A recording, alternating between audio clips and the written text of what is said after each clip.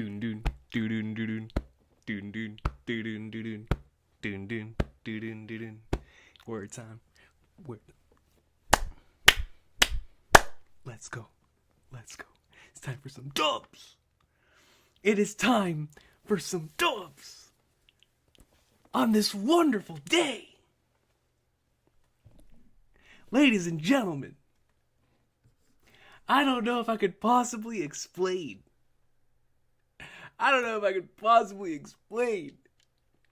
Just how hyped I am to not only read this chapter, but ladies and gentlemen, oh my goodness, man. Hold up, dude. Hold up. Where's the camera? Where is the camera? Hold up. Hold up. Yo, man. Listen to me. Listen to me. Not only is my audio good? Is my audio good? Bro, there's 220 people in here. So either this chapter is peak fiction, or you guys are here to congratulate me on the fact that FF7 Rebirth has a 93 on Metacritic. Am I excited about that? Man, dude. I already knew it was going to be a good day when I saw that. I can't wait for next week. Just when I thought I couldn't get even more hyped, I played the demo. And then after the demo, I played the other demo. And then after the demo, I got this. I was like, woo! But now we are here for that Egghead peak. Now we are going to be here for another installment of that Oda gas. Please let me know if my audio is good. Ali G! It would not be a chapter without my dog. Audio lit, audio is peak. I appreciate y'all so much. Thank you for letting me know. Ali G, man, the God Hand of Finance, stops by, and that's how I know we are in for some peak. All love to you, Ali G, man. Thank you. Comes in and gives 20 memberships to the channel, yo. I truly, truly appreciate you, Ali G. You are, at this point, the individual who has supplied more memberships than I think, like, I think more than I have in terms of being a content creator. You know what I mean? Like, just in terms of me making content, this brother has brought more memberships to the channel than I have actually creating the content. So Ali G is real deal out here putting in work for the channel, man. So I appreciate my good brother. Thank you so much for the 20 memberships, man. You are a legend. Now, let me look at the, what is here. Instant Messenger Sama. That's how I know it's going to be a crazy chapter. Oh my goodness. Instant Messenger Sama comes in with a 10. Starting off, very first super chat of the night. Instant Messenger Sama comes in with a 10 and says it's time for the main event of the evening. Yes, Lord. Alright, dude. If Instant Messenger Sama is hyped, then I'm terrified. I'm actually terrified. I'm actually terrified. For Emu to be hyped, either it's because the channel was close, similar to Lelucia, or something crazy is happening in this chapter. Which, by my assumption of how Oda's been cooking in the past couple chapters, I'm going to assume it's the latter. But thank you, Instant Messenger Sama, for making time to show up here for the greatness. I appreciate you. Josh Pointer comes in with a 5 and says, you aren't ready for this chapter. I'm typing in all caps for a reason. And all caps, you aren't ready for this chapter. That's how I know I'm not ready. I already know I'm not ready because my brain is fried from everything that I've had to do today. So I can already tell. Whatever's about to hit me, I already know whatever happens from panel to panel is going to be a sensational experience just based on the fact that my brain can't even keep up with my words right now. So I already know it's going to be peak. I already know it's going to be peak just based on my current mental state. And so I'm very, very excited for the greatness, man. Let's get right into it, Josh Pointer. I appreciate you for that. The Lonely Mage comes in membership for 12 months. We say peak every week, but it fits this chapter. Oof. first and foremost, membership for 12 months. Shout out to the 1 year with your boy, the Lonely Mage. I appreciate you for being with me for this past year. You absolute legend. Thank you so much for that. Now, he says, we say peak every week, but it fits this chapter. Now, if it specifically fits this chapter, then I'm going to assume that, especially coming off the last couple chapters, that we are really in for that gas. Because, man, that brother is the nothing but cook for the past couple of weeks. Honestly, for this entire arc, but specifically, since chapter 1100, man, it's been nuts. It's been nuts, you know what I mean? So I appreciate you, Lonely Mage, for that. Thank you. Behanort comes in and joins the Kingdom of Santa Hats. I appreciate you, Behanort. Thank you so much. As I've told you before, Behanort, I love your name as a Kingdom Hearts fan. Shout out to my boy Zehanort. But now we know who the actual mom is here, the Master of Masters, and that is Behanort. So in all love to you, Behanort, man. I really appreciate you. And then we have... Whoa! What in the world is going on here? Nick! Yo! Now, before I read this super chat, you guys have to understand, this brother Nick has been with me since I started the old channel in 2013. This man has been with me for the past 11 years. That in and of itself almost drives your boy to tears. And then on top of that, he comes in and provides the big red, the big Michael Jeffrey Jordan, as if he's straight from Chicago. A 100s. What in the world is about to happen in this chapter? Oh my gosh. Nick D. Panphilus, my dog, comes in with a fat 100s and says, shout out to my boy King of Lightning, One Piece wa Jitsu Zaisuru. Now listen, man. I need to have King of Lightning on one day, just for him to do that. I will legit start off my thing, my normal spiel, best-selling manga in history and all that. But right before we go into the One Piece, I'm gonna pass it over to Cole. And be like, Cole, take it from here. One of these days, I'll have my fellow Shanks fanboy on the channel. One of these days. But Nick, my good brother, as I have told you multiple times throughout the years, I really, really appreciate you, man.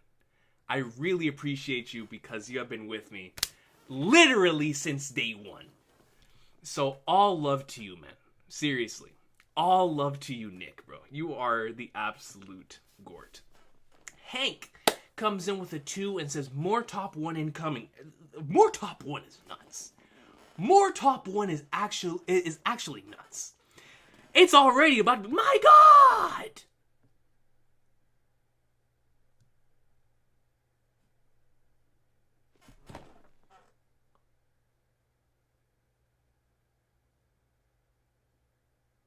It's the red for Shanks. Is Shanks in this chapter? Does Luffy give off big Yonko energy? What is going on? What is going on? This is insane.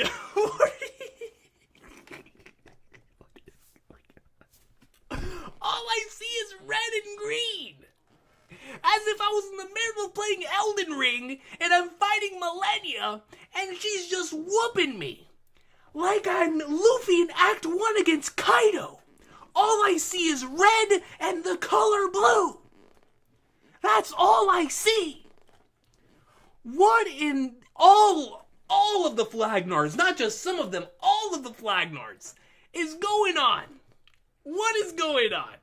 So, hold up, man. yo!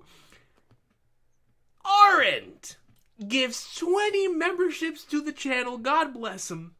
Shout out to Arend, another godhead of finance that is here on this wonderful day. All love to you, Arend, yo. Fable comes in and matches. He matches what Nick put out earlier, and also comes in with the hundos and says it's almost time. Oh my god. You guys are nuts. You guys are actually nuts, man. Fable, dude, seriously, man. All love to you. All love to you. You guys are crazy. You guys are crazy, dude. These brothers have me already wanting to flip over the camera, and the chapter hasn't even started. That chapter hasn't even started, bro. Yo, Fable, thank you so much for that. And then Joaquin comes in and gives 20 memberships to the channel. Like, bro, you guys are trying to make me get Final Fantasy VII Rebirth for free. I'm about to pull up the GameStop, buy 10 copies, and they'll be like, yo, what you doing? And like, it wasn't me. It was my boys. What's going on, man? This is crazy. This is crazy. Y'all are trying to get the brother out of where I'm currently at. Y'all trying to take me to LA or something, man. I feel like I'm going Hollywood. You guys are crazy. All right, dude. All right, man. All love to you guys. All love to you guys. Seriously. Akbar J comes to membership for 6 months and says, dang, man, 6 months. Spoiler alert. Wait for the final panel. Oh, God. Oh, my God. Oh, my God. Oh, no. You're telling, please, just don't let it be Joy Boy has returned. Don't let, if it is a Joy Boy has returned level final panel, and oh God, oh Lord Almighty, please no. And if there's a break next week, oh, all right, man, all right, I gotta prepare myself now. Akbar J is causing me to sweat just as hard as I have been this entire time. Then my boy Sanji comes in, literally my boy Sanji, shout out to my boy Sanji, who says, with membership for 6 months, and says, Coach, can we get much higher? So high, whoa, apparently not. Yo, this is nuts, man. You know something? Give me a sec. I'm already sweating. I've got my Miami thing. Wait, should I just keep it on? Should I just keep the Miami jacket on? Like, yo, I don't know what's going on anymore. I don't know what's going on anymore. But the only thing I do know is that my boy Sanji comes in and says, can we get much higher? Apparently so. I've been asking that every single week since Egghead started, and we continue to get higher. So all love to you, my boy Sanji, man. I can't wait to see what Sanji has in store this week, dude. I know that's going to be peak. I know that's going to be super, super peak. Can't wait for that. Ashen Samurai Jiro comes in with a 5. Shout out to Ashen Samurai Jiro. Ladies and gentlemen, let's give a happy birthday to Ashen Samurai Jiro, who got a magnificent Elden Ring announcement on his birthday. So shout out to Ashen Samurai Jiro. All love to you, bro. I know you're a massive fan of Persona 3 Reload that just recently came out. Aegis, greatness up in there. The game is phenomenal. So everybody show Ashen Samurai Jiro some love for his birthday. And he says, Oda has blessed your boy a day after his birthday. Also, I just finished Persona 3 Reload. It's greatest of all time. Favorite game of all time. You see, I didn't even read your super, and I knew the Persona 3 Reload stuff was coming, man. I knew it. It's in your DNA. It's in the DNA. That man said greatest of all time, favorite game of all time. Shout out to Ashen Samurai Jiro. That is awesome, though, man. That is a special game. I'm looking forward to finishing Reload to see how it is. If it's anything like 3 Fez, it's without question going to be one of the greatest games ever. Because the original was one of the greatest games ever. For sure. So, all love to you, Ashen Samurai. Alright, bro. Do I call my job now or tomorrow? Do I call my job now or tomorrow? Why do I even go to work? What is going on, bro? What? Alright, bro. Either Luffy goes Gear 6 in this chapter, or you guys are just nuts. Alright, you guys are just nuts. What is... Oh my god. Oh my goodness. Oh my goodness, bro. What is going on this wonderful day, February 22nd of the year 2024? This is crazy, dude. Aggressive underscore hef, a fellow member of the underscore family. Aggressive underscore hef comes in with a 99.99. Going to one of the greatest video game consoles of all time in the Sega Dreamcast. Brings up the 9999 in the promotional material as the 99.99 super chat. And says, first ever dono, but this chapter is worth it. Love you, Kingu-san. Your first ever dono, dude. This is like Kaido's introduction. Aggressive Hef showed up like he was Kaido. And like straight up Kaido falling down in chapter 795 and being like, yo, I am him. You think I'm Dwayne Johnson? No. I'm Yaku Juno Kaido. People thought I was Meadows. People thought I was going to be a big blob. Dudes thought I was in Dressrosa hiding. I am Kaido. That's what Aggressive Hef is saying. This brother has a character introduction on the likes of Dracula Mihawk. What is happening? But this chapter is worth it. Love you, King-san. I appreciate you, Aggressive Hef, man. On a serious note, thank you so much for the 100s. Please, let's get to the chapter. You guys are killing me, man. Oh my goodness, bro. Oh my goodness. All love to you guys, man. Recon has been a membership for almost 2 years. Recon, man, we have been cooking for 2 years together. Ever since, long before we had memberships. But still, 2 years, dude, that is super dope. All love to you, Recon, who comes in and says, long time no see, Goat, it's time for greatness. Let's go, man. Let's go. Recon, one of my master theory crafters here on the channel, so looking forward to seeing what you have to say in regards to the Egghead Island greatness. All love to you, man. Animaniac joins the Kingdom of Awesome Sauce. Appreciate you, Animaniac. Thank you so much for that. Great name, by the way. Frodo Baggage comes in with a 2 and says, Elden Dot, Ring Dot, Shadow of the Erd Tree, June 21st. We will be there no matter what. For Mikola, man. Can't wait. Can't wait. Dude, I already know that the Elden Ring DLC is probably going to end up being in my top 5 favorite video game experiences of the year. And that is saying something considering how much greatness is coming out, right? Like a Dragon Infinite Wealth, generational game. Persona 3, a remake of a generational game. 7 Rebirth, probably going to be my favorite game of all time when I finish that. Just because it's FF7, right? But it's like all this greatness is coming out. I'm playing Grand Blue Fantasy Relink as well. It's like Tekken 8. It's like, dude, so much greatness. But I feel like Shadow of the Erd Tree is just going to continue that insanity. Like 110%. 110%. So all love to you, Frodo Baggage, for the 2. I appreciate you for that. Zay then comes in with a 10 and says Santa hat incoming. I'm going to put it on right now. I might as well just take a trip to the North Pole. Based on the reaction from the community, I'm going to the North Pole, dude. I'm going to the North Pole tonight and no one stopped me. I'm getting out of this Florida weather and we're going to go see some polar bears at this point. I mean, I might as well, man. We might as well. All right, like, I'm sorry, Wade County.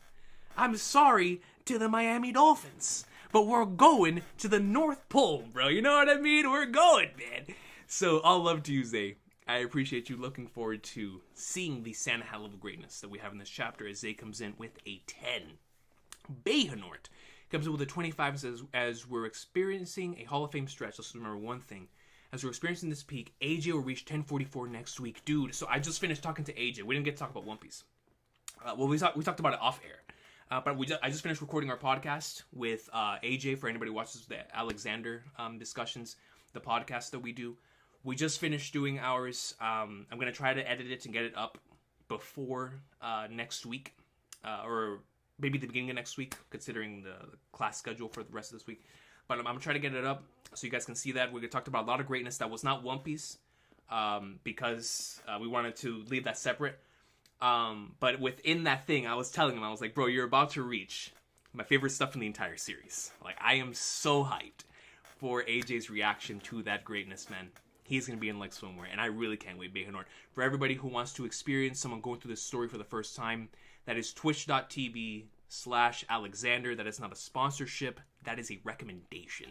That is a blueprint. That is a stamp of approval by your boy, my bro.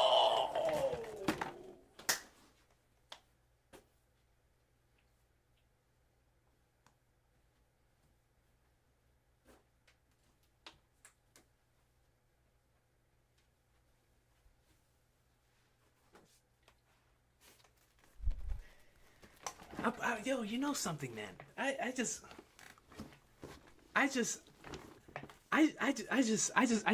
gotta put it on at this point.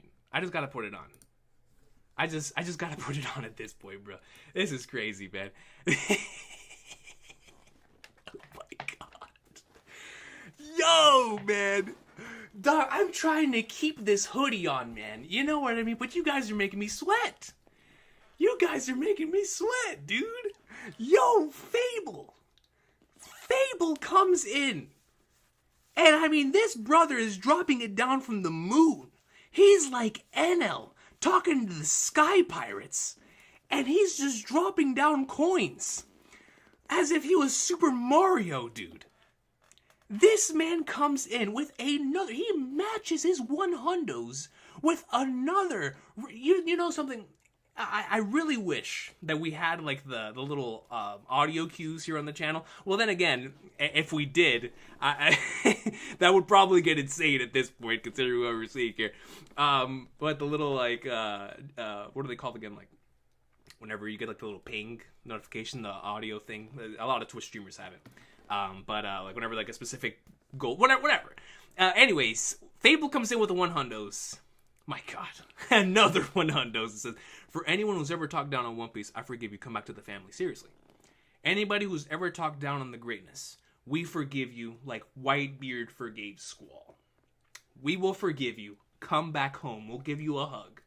And honestly, I'll always forgive anyone. No question. No question. Anyone who's ever talked down, because I understand. I've seen many people go through it. Many people start off as haters. They start off as individuals who just despise the series. Whether they're just tards of another series that are constantly hating on something else, or whatever the case may be. They're just like, you know what? We're going to go up in like swimwear. And I'm just going to hate on One Piece. And it's like, all right, it is what it is. But I know greatness when I see it. Now, there are individuals with genuine stuff that does not fit their own personal taste, and I completely understand that, even though they're wrong, clearly, but even though I completely understand that our One Piece is never gonna vibe with them, right? But then there's other individuals, I know One Piece is for you, but you just don't want to check it out. I know it. I know One Piece is not for you, you just don't want to check it out. Just keep going, because I know once you get to the peak, you are gonna be joining us on this, bro. All right, man. I'm going to TCB. Because we're going to be here all night. We're going to be here all night. We are going to be here all night, dude. I'm taking off my hoodie. It's the hoodie. It's the Miami hoodie, man. You see, it's the Miami hoodie. They're trying to make me have like Tua Tagovailoa dollars out here. Let me take off the hoodie. We're taking off the hoodie, man. We're taking off the hoodie, dude. I'm taking it off. All right? We got to start the chapter. Man. We got to start the chapter. We got to start the chapter, all right? Oh, my gosh. Oh, my flipping goodness, man. Dude, so then White Wolf comes in with the membership and comes into the Kingdom of Awesome Sauce. But after that, Kaido comes back. Kaido not only stops with just his regular state, Kaido comes back in full-blown dragon mode. He's like, yo, I'm making a double introduction. I'm coming down as both regular form Kaido, then I'm coming down as dragon form Kaido. As Aggressive Hef comes in with the 100 and says, go ahead and break out the Jordan jersey, and all the Santa hats is raining berries and pizza, I might as well grab the Jordan jersey. At this point, dude, this is crazy. This is actually insane. Like, oh my gosh.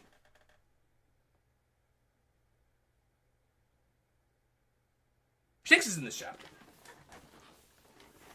There is no way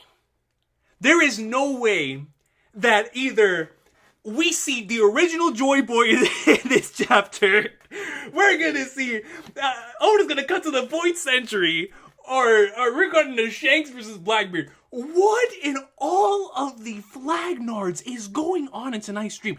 Bro, guys, chill, bro. I love you guys with every fiber in my being, man. You gotta understand. But yo, if you don't stop, I'm gonna burst out into tears, and I don't want to do that. Man. The Kuma flashback did it enough. I'm not trying to cry. I can't even say this next super chat. I really can't. So after Aggressive Half comes back like Kaido in Dragon State, Instant Messenger Sama comes in with a 200. Two.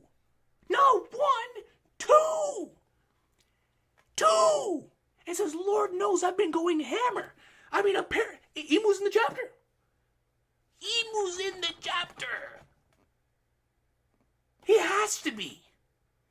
And then the brother, Emu, I'm going to read the super chat verbatim.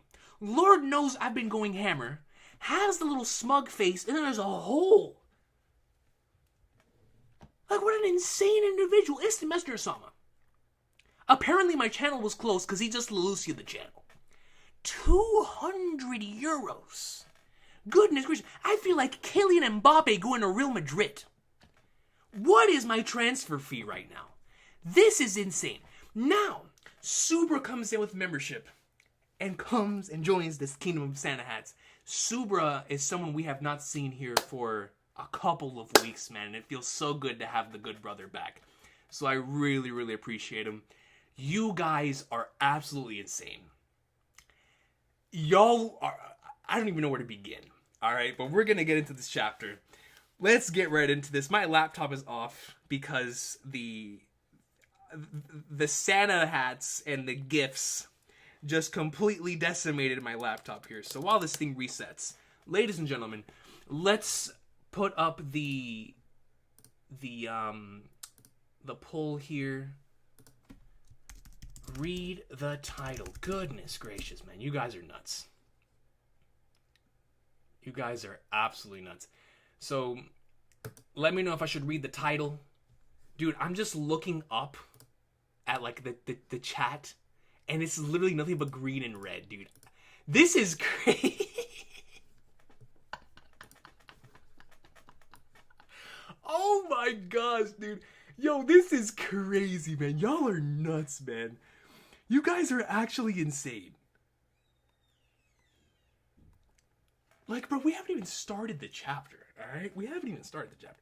So, ladies and gentlemen, while the poll goes up of whether we should read the title or not, we are here today to apparently read something I'm not prepared for. You guys came out like the flippin' Grand Fleet. As if this is the grand incident that Oda was talking about. Is this night, on this day, at 10:07 p.m. where I live. The Grand Fleet has shown up and proceeded to give me some greatness. And it looks like Oda is going to have that mirror in return. And so, we are here today with my frozen laptop that if it does not unfreeze in a couple of seconds, I'm reading this thing on my phone. Because we are here today for not any of the arcs that we have covered for the past 11 years on this channel. In 2 more chapters after this, it will be the 400th chapter that we have covered for this magnificent story. We are here for Egghead, for Final Saga Oda, for the man who has given us more greatness back to back than anyone that I know. This man's on a generational run as far as I'm concerned. This man has had multiple generational runs since chapter 1000. From 1000 to this point, He has had multiple. You could retire like 6 of Oda's jerseys and no one would bat an eye. Why? Because we're here today to read the best-selling manga in history series, capable of connecting so many people around the world. A series capable where individuals like myself, living in the swamps, can go meet up with wonderful individuals like you. You guys could be out there to the left of me, to the right of me, above me, or I have no idea where you are on the planet Earth. But the fact that you're watching this tells me that Ichiro Oda's magnificent masterpiece has reached eyes of individuals that I'm pretty sure I never would have met otherwise. And I will forever be grateful to that brother. Because we're here today to read not Bruce Wayne's Batman, not Clark Kent's Superman. We're going to read the series that is undoubtedly about to surpass both. As the best-selling comic of all time, we foresee it happening in 2024. It could even happen in 2025, but we will be here either way. Because the greatness and the awesome sauce stops for no one and nothing. Oda got a new pair of eyes after he took that 1-month break. He's better than ever. All they see is double spread, double spread, double spread, double spread, double spread. People were like, yo, I wonder what it would have been like to live through Marineford on a weekly basis. You're living through it right now. Because we are here today to read the one and the only Ichiro Oda's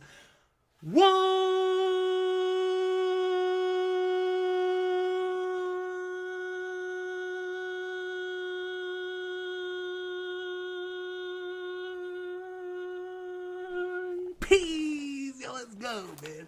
I'm ready. Let me get my water. Let me make sure my laptop unfreezes. And let's get right into it. Oh, man. We're going to make it happen. We're going to make it happen.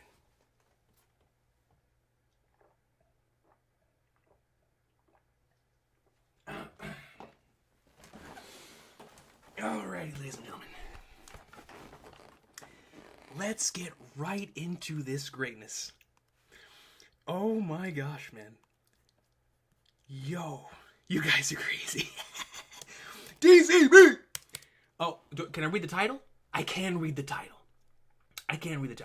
Alright, perfect. So if we can read the title, we'll be able to go with no restrictions. I'm just going straight.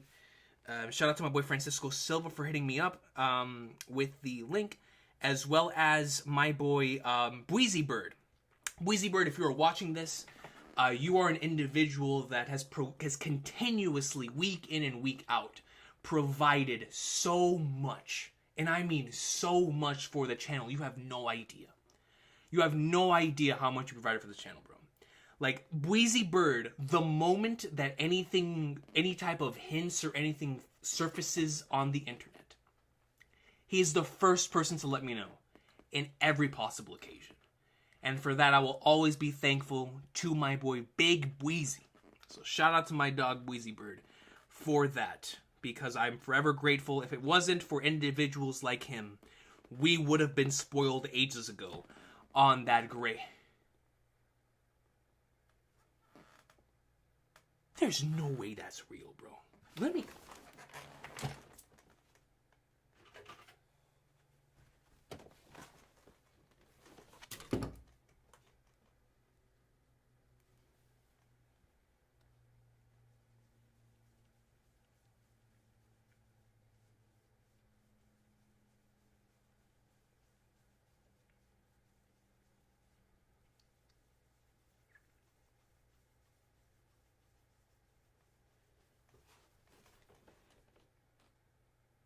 Nick.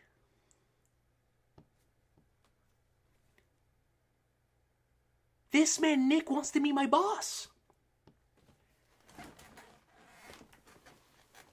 This man is trying to be my boss. How many god hands of finance do we have here? I thought there was only one of that dude. Do we have parallel universes in One Piece now? Oh my goodness. Squidward! Like, yo, you know, like that was SpongeBob episode, bro. What in the world is going on?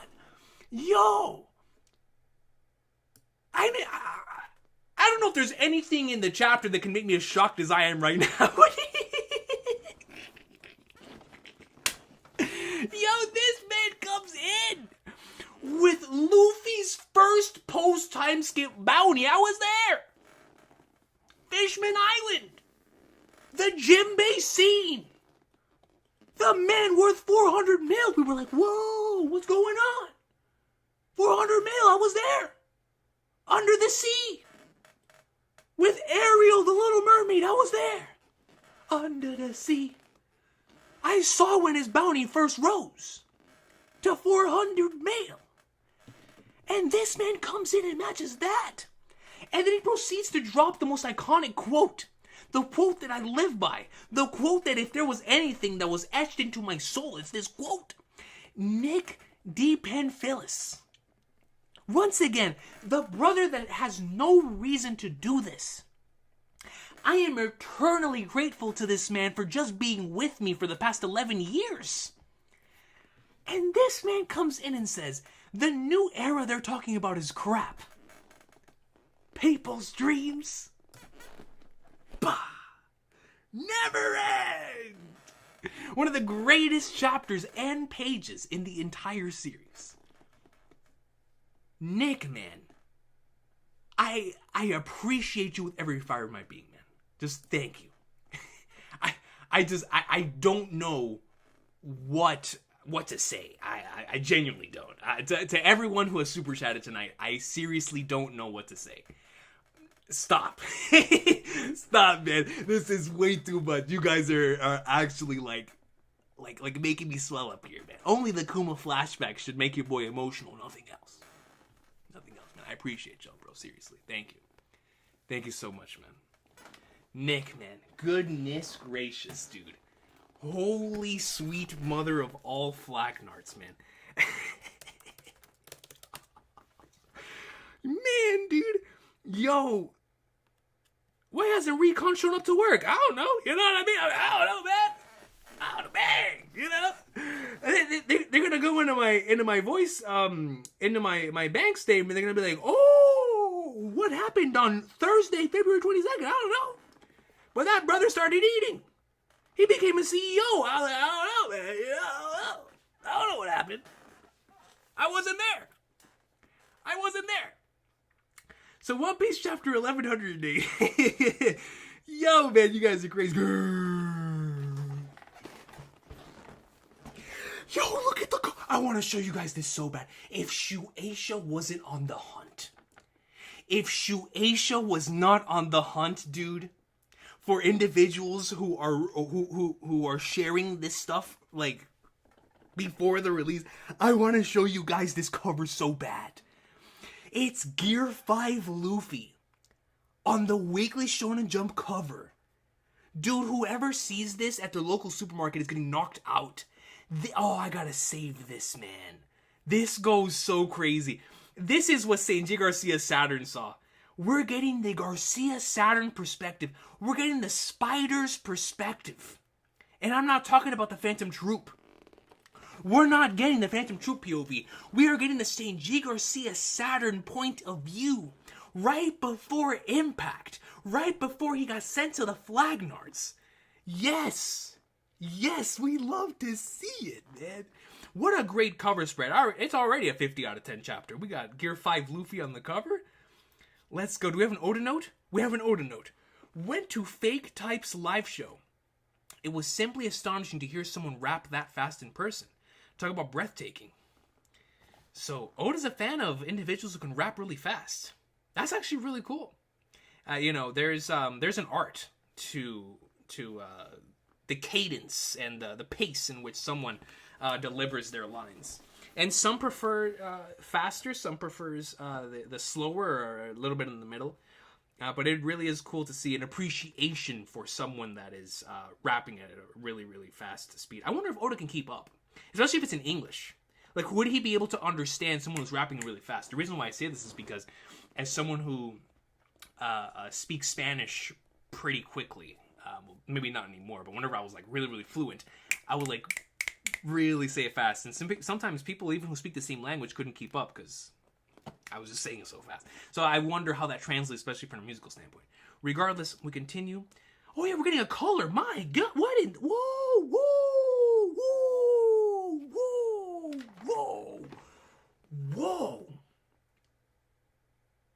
whoa.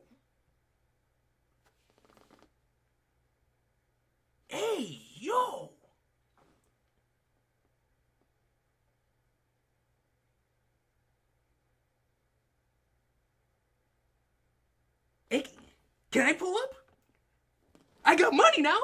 Hey, thanks to the boys, I can pull up too, you know what I mean? Hey, all I know, if I room shambles where that dog is in the middle, and I got the people's money, woo! Hey, man, listen, I can bring life to the party. I can bring life to the party. Do you know me? I can do what I can do, man. I will be there like swimwear, all right? We'll make it up. We'll make it up. We'll make it. Uta. Yo, Uta has to be the most prevalent character in like recent color spreads that I have ever seen. Uta, I feel like is in I would dare say, if there's a percentage, Uta's in like 15 to 20% of like most color spreads. Most color spreads, which is really cool because I love Uta.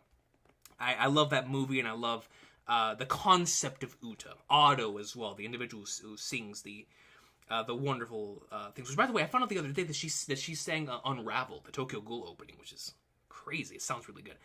So let's just go from right to left here. Boa Hancock, slaying. I mean, it's not even cool. Slaying. All right? Slaying. Slaying. Reiju, slaying. I mean, crazy stuff. Tashigi, slaying. No question. The dog in the middle, with his tongue out like he's Dr. Vegapunk, slaying. Alright? Nami Swan. Nami could rock anything, and that's an auto slay. Because it's Nami. Are you kidding me? Nami, anything. Anything. It's like that Shannon Sharp video. Put on the straw hat, them blue jeans, the flip-flops, it don't matter. That's not me. Uta, always slaying. I love how Uta's the only one that, well, Uta and Reiju are the only ones that are different. Right? Like red, white shirt with like the little tie, and then Reiju is like a little bit of purple. Might be a little colorblind here, but it looks a little purple to me. And then the individual who really slays. The individual who might have Slay as a middle name. Screw Darius Slay. We got Robin. Nico Slay Robin. Looking.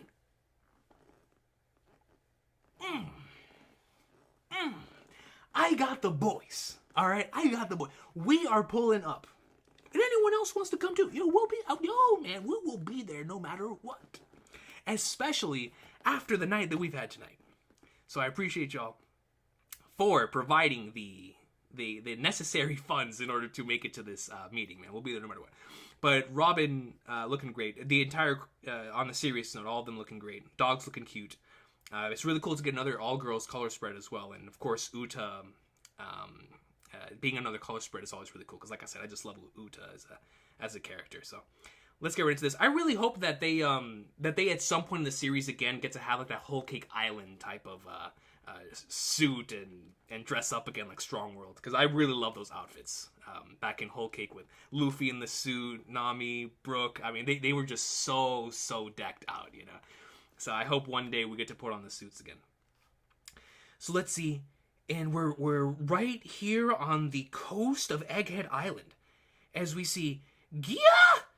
I just thought I feel so bad for Akash Panda who has to timestamp all this. We're 52 minutes in, and we just got to the first panel, dude. I feel sorry for the people who are struggling in Europe right now. I apologize to you guys, but I couldn't help it, man.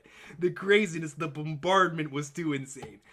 So just like the one on Egghead Island right now, apparently, Gia. So, oh my god, should I read the title? Yes. Okay, perfect. Chapter 1108, Attention World. Attention World. Attention World?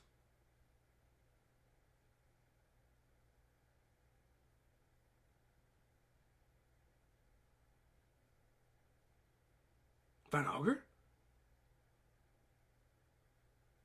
Van Augur was talking about the world last chapter. So if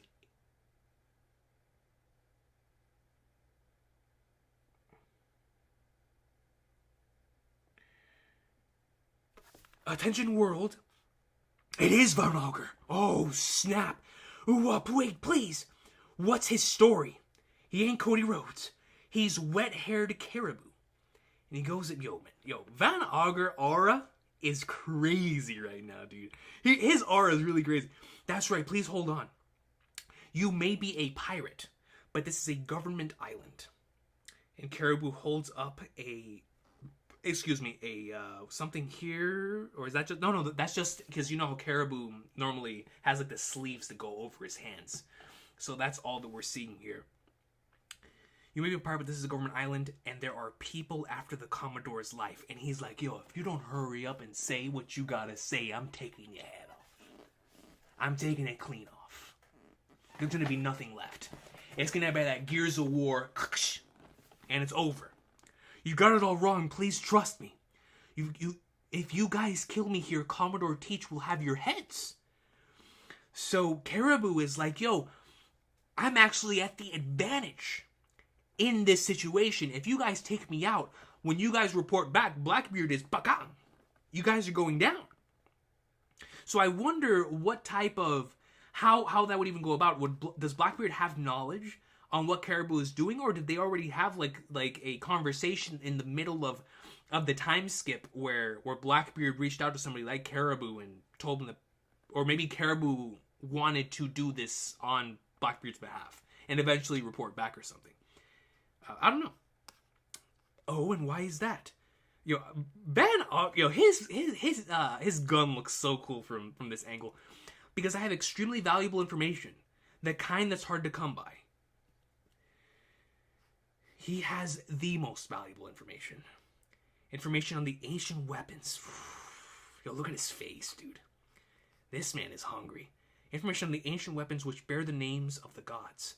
First is the curious power of the Fisherman Islands Princess Shirahoshi, known as Poseidon. Then there's Pluton, sleeping underground in Wano. That's interesting verbiage.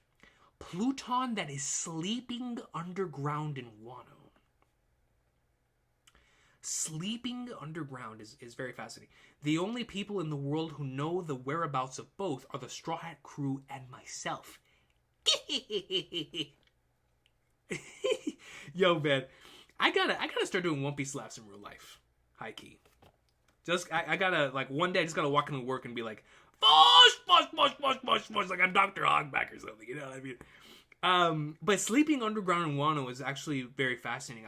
I wonder what that means in regards to maybe Pluton as a thing requires the same type of energy as the mother frame, which is why it's laid dormant. Or maybe the Iron Giant as well. The Iron Giant it was dormant for like 200 years. So I wonder if it requires some sort of energy source to power it. Which is why it's considered to be sleeping at this point in time. Anyways, regardless, I guess it doesn't really matter, but that's just a very interesting way of naming something on Pluton.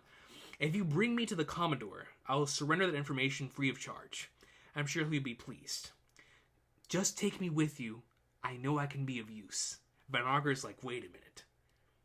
If this man is spitting, we might be able to bring him back for some more info. Katarina Devon's like, I don't know if I should trust this guy. Like, I don't know if this dude is it. I don't know if he's the one that Commodore Teach is waiting on. You know what I mean? The similar way that Blackbeard was not the one that Roger's waiting for. Katarina Devon's like, I don't know if Caribou's the one that Teach is waiting for. So, then we cut over. It says, pull back from the shore. We have to stop firing on the Pacifista. So, of course, the Order 66... We see a shield, like Kuma puts up like an Overwatch type of shield right here. That actually looks really cool in this angle. Those bubble shields. I never thought we'd learn about the power of the special science group like this. So they're shocked about this about these advancements. Kuma with really the really nice shadows that Oda's been placing on whenever something is popping off with light, goes in to destroys another ship. Is that...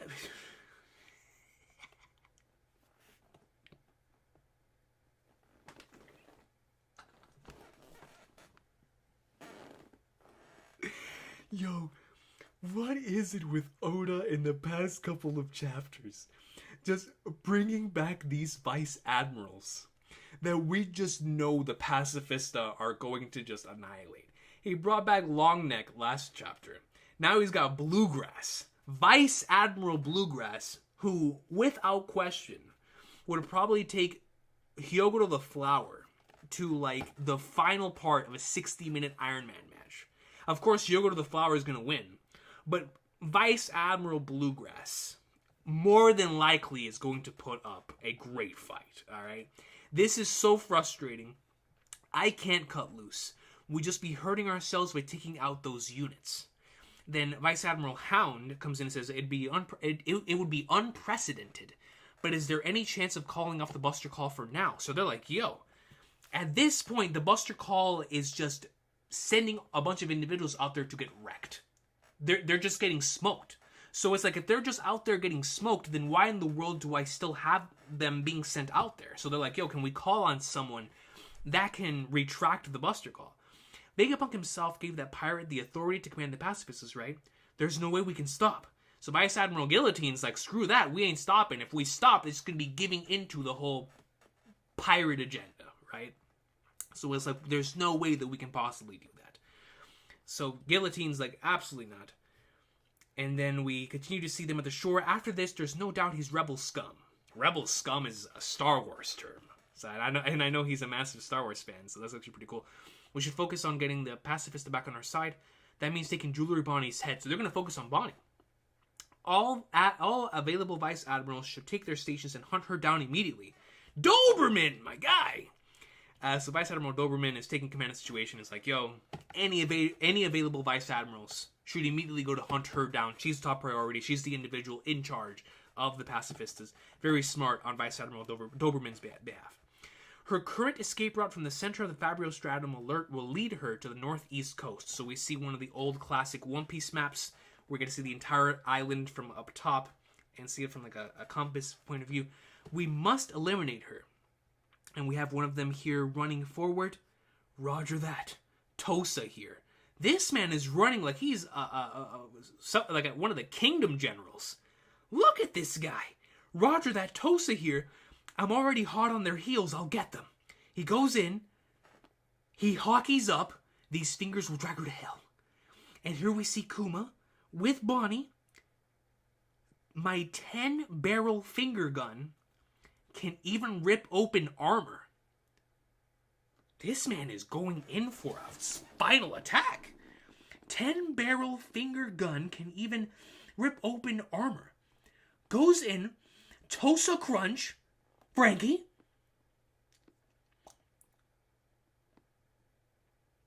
Frankie, if you don't body this, bro. Crap, it's a Marine. What? Bonnie, we're Frankie. Frankie, bro. You put a laser through a spider coming from the nether realm. Alright? Turn around and put this Vice Admiral right into the floor. Right into the floor. Tosa Crunch. Goes in. Does he hit it?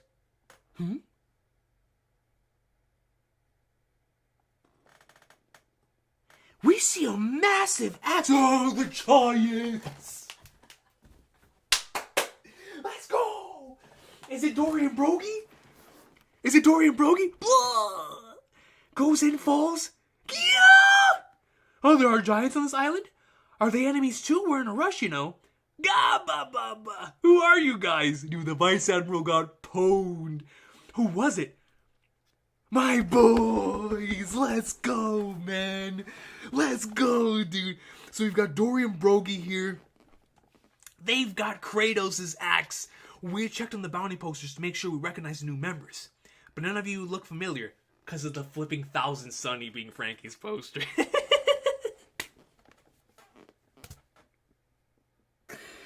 Oda, man. Oda's crazy. He's just crazy, dude. He really is wild, bro. He really is wild. He's like, you know what? I'm gonna go send Frankie to go meet up with the individuals from Elbaf, knowing for sure that Frankie's bounty poster has the Thousand Sunny on it. It's classic Oda. Classic Oda comedy. Are you researchers? I mean, Frankie might as well be, honestly. He might as well be a researcher. We've come to get the straw hats off, dude. We're going to Elbaf, boys. We are going to hashtag Elbaf, man. I can't wait, dude. What for? Luffy's my captain. Do you have a grudge against him? I love how Frankie is in front of two giants. And he's immediately asking the question of like, what do you want my captain for? Why do you want to go see the king? Is there any reason, any purpose why you want to go see my good brother? Any reason? And I really, really like that. Frankie continuing to uphold his end of the bargain as a Straw Hat in this arc, and he's been doing a phenomenal job of it. No, nothing like that. We've only got gratitude for him. We're warriors from Elbaf. If you're friends of his, we'll do our best to keep you safe. I love that so much, man. I really, really do. Luffy, Sanji, and Vegapunk are still back there. Can you help them too? Bro, if Dory and Brogy show up and back up Luffy and Sanji. Oh, dude, let me see it. Let me see it. Can you help them too? Those names sure take me back. Inject it, man. Inject it, baby.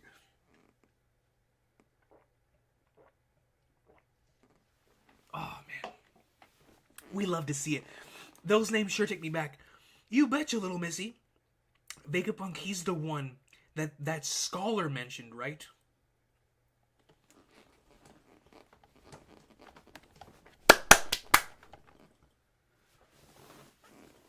That scholar. Bandaged up. And he ain't Takatsugi Shinsuke, though I wish. I really do. But he ain't Makoto Shishio as well. Jaguar D. Saul is the scholar that is waiting for us, man. That scholar. Oh, man. Carry them to the ship. Aye, aye, captains. And here we see Atlas, we see the raid. Oh, dude, I love that. We're going to be getting so many panels just like this in Elbaf, dude. I can't wait. We'll go on ahead. The fire is starting to get out of control. So is Bonnie coming with us to Elbaf? Giant allies, huh? Are they the masters Usopp's always going on about? I love this. Because I'm pretty sure Frankie, throughout the entire course of, like, post-time skip, or even before that, since he first met him, was like, he's always talking about these giants and these masters and these giants. And of course, Sogeking showed up with Oimo and Kashi right in Eni's lobby. But after that, he must have been like, yo, Usopp caps a lot. Like, he is a liar that is consistently doing a lot of crazy stuff. And obviously, he got the Tontadas under him, got Usopp stuff right. But he's like, there's no way he has a giant, an army, a legion of giants under him. And lo and behold, he's like, wait a minute. If these guys are indebted to Luffy, maybe Usopp was not lying after all. Like, maybe these really are the masters he always spoke of. And I like that. I really like that a lot. The line's gone dead. More Vice Admirals? Vice Admiral Urban. This guy's a top hat. I love top hats, so I dig it. Vice Admiral Pomsky. Did they counter his attack or was it the Giants? I'm heading on the island. Then Bluegrass is back. Hop on, Doll. We're getting Doll in this chapter too? We'll attack from the sea. Oh, and they go, oh, Doll. Oh, Doll taking a page out of the law book. Looking raw. Doll is on the fifth part of Jeffrey the Giraffe's back. And it's just with the Vice Admiral cape blowing in the wind. Oh, this is a beautiful sight, Doll. Beautiful sight. The ship on the northeast shore is definitely from Elbaf. Our fortune keeps flip-flopping giants are no joke. Have you ever fought one? Or our fortune keeps flip-flopping. I didn't see the period. Giants are no joke. Have you ever fought one? My commanding officer a little over 20 years ago was a giant. So she knew Saul. There's a connection. Oda and his connections, man. We love to see it. Past tense, you must be talking about Saul. He was a tough cookie. Bluegrass showing respect to Saul. That's how I knew Bluegrass was a real one. Where are the others? In the lab above the clouds. On a sky island? Not exactly. Just above us. They're in the lab. I would think the same thing. You know, if I had like no further context, I'd be like, whoa, you're in Skypia? Spider. Saturn, man. Man, dude. I'm never gonna be able to watch Monsters, Inc. in peace again, man. You can't move. How are we meant to save you then? Ouch, if you try to move me, I'll die from internal hemorrhaging, and obviously, Vegapunk knows this better than anyone. I mean, he knows his body really well. Look at Garcia Saturn, bro. Is it just me or does he look a little different? Is this another stage? Has he reached another step? Yo, he looks wild. Dude, Saturn looks crazy in this page. But we promised to get you off this island, didn't we? Sanji's in front of Saturn, bro. Sanji, man. Sanji, brother. You cook crabs, lobsters, octopi. This spider's nothing, man. Cook 'em. Cook 'em for dinner. Cook 'em for dinner, bro. Burn a fire so bright it'll send 'em down to the depths. Come on, Sanji, bro. But we promised to get you off this island, didn't we? Luffy Vegapunk, I did ask you for that, but I've made my bed and there are things here I must protect. So Vegapunk's like, yo, I've got to stay here. This is where my bed is. This is where my home is. There's no way I can leave it. I'm sorry, but I can't go with you guys. I was hoping Bonnie's command override command would have remained a secret till she was a little bit older. She would be a target for the rest of her life. Please look after her. Let that be a sign that Luffy forever looks after Bonnie as a member of our crew, as our official cabin girl on the Straw Hat Pirates. She has a Straw Hat level backstory injected into my veins. We're going to have a former warlord and another member of the worst generation on our crew, man. Let it happen, please, please, please. It's Vegapunk's. I don't know if the brother's dying, but it looks like it's his dying wish. Let's accomplish it, man. Let's make it happen. Look after Bonnie for the rest of time, Luffy. Please. Please. Dude, this Saturn panel's spooking me, dude. I'm gonna have nightmares. Oh, man. Sanji's got the hair over the eyes. Saturn is cooked. Saturn is cooked. Sanji might kick Saturn so hard he lands back in the Holy Land in front of Instant Messenger Sama. I'm not even gonna lie. And now I know why Emu super chatted $200 earlier. Because he's in this chapter. We're going to see Saturn kick this spider all the way up there. We're going to see it, bro. And I can't wait for it. Sanji, for the love of all that is good in Black Nards in the entire story. I've seen you have the hair over the eyes, popping the cig like he's Lil Wayne. I mean, Sanji's the same way as Lil Wayne, you know. Right in the beginning of a song. Lighter pop. Sanji's the same way. I know he's gonna cook when the hat is over the eyes and that brother's got the light going. He's never let me down before. Looks like he's given up on any pretense of looking human. There's a strange look in his eye. Seems he's completely coated in venom too. He's hit a new stage. Oh man, he can evolve. So not only can he become a spider, now he's Venom from Spider-Man 2? What isn't he? Is he Carnage as well? Is he Venom, Carnage, and Peter? This is crazy, dude. There's a strange look in his eye. Seems he's completely coated in venom. This is a very bad spot for us to be in. Very, very bad. I was joking with Sanji. I'm not joking with Sanji kicking him, but easily doing it. Dude, Saturn is a threat. Saturn is a threat, dude. He's legitimately a threat. Look at the venom. You can see it like pierce. Dude, it pierced through a tree. Like it was nothing. All he did was just go through it.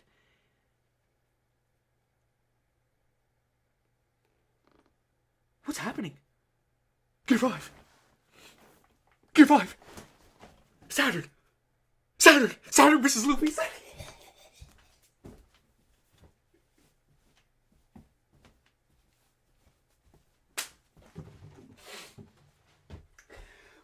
go, man. Let's go, dude. I've been waiting.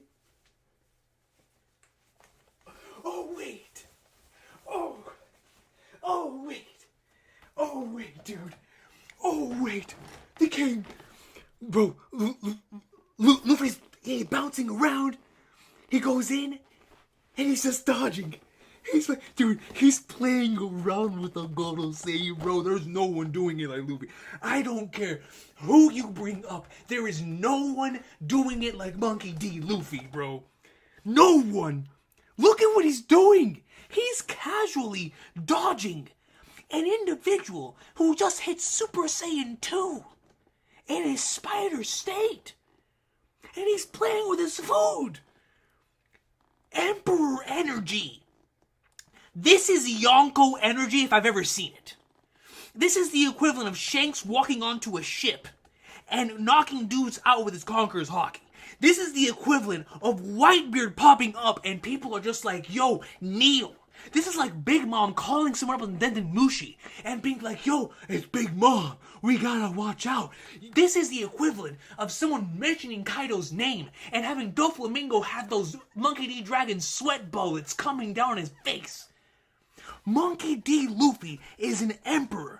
He is a clear as day emperor. If this page does not show you that he is a 100% Yonko, I don't know what does. He is casually laughing and dodging as he's dodging Saturn's attacks. An awakened Saturn, wherever this thing is. Look at this. He goes in, pop, pop, pop, pop, and Luffy's just dodging the entire thing. This is like Luffy after the time skip going, dun dun dun, too slow, times 500. He dodges. Oh, this is gonna look so sick in the anime, man. No problem. Goes in. Sanji, you get Gramps out of here. No problem. Sanji grabs Vegapunk. Don't stop even if he's moaning about the pain. Goes in, bounces around. He's laughing. Let's flipping go, dude. Stop. I said it's fine. Leave me, Sanji. Simmer down. We'll figure it out. What's going on? Sanji gets kicked. Sanji vs Kizaru. Let's go. Let's go. Sanji vs Kizaru.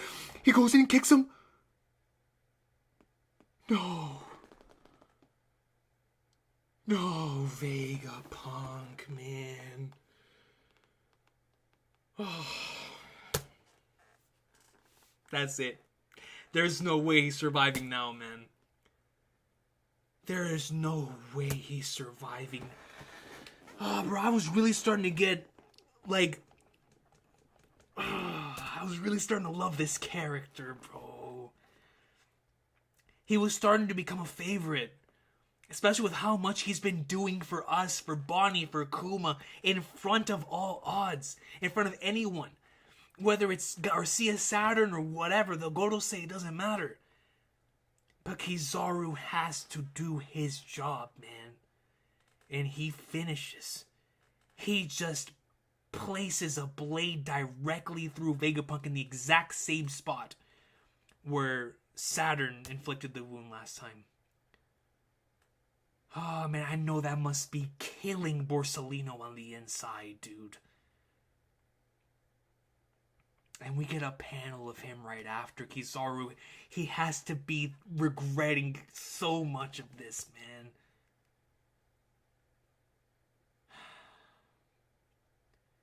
Luffy, Apple Gramps, Sanji, get going. You've got to get back to the back entrance. Crap, I'm sorry, Vegapunk.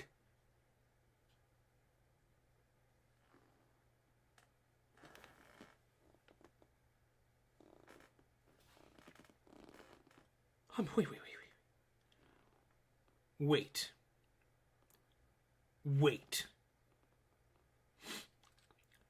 Wait just a minute. Is Luffy telling Sanji to keep going because he is going to hold off Kizaru and Saturn? Is that what is that what he's implying? Wait. There is no way. There is no flipping way, dude. Vegapunk, man.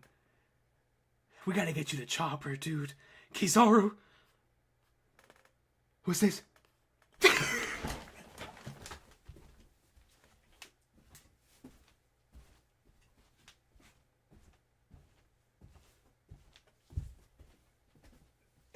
Yo! Look at this page! Look at this page, dude! Oh no! Oh no! Oh no! Oh no! Oh no! No! No! No! No, dude! No! Stop! Stop! Stop! Stop! Stop! Stop! Stop! Stop! Stop! Stop, dude! Wait! Wait! Oh no! This was the worst thing Oda could have done for a Luffy fanboy. This man just added fuel to the Ifrit fire. Wait. Oh, I know I'm not seeing this. I know the $400 donation must have made me blind. There's no way. There's no way. This man, oh my God.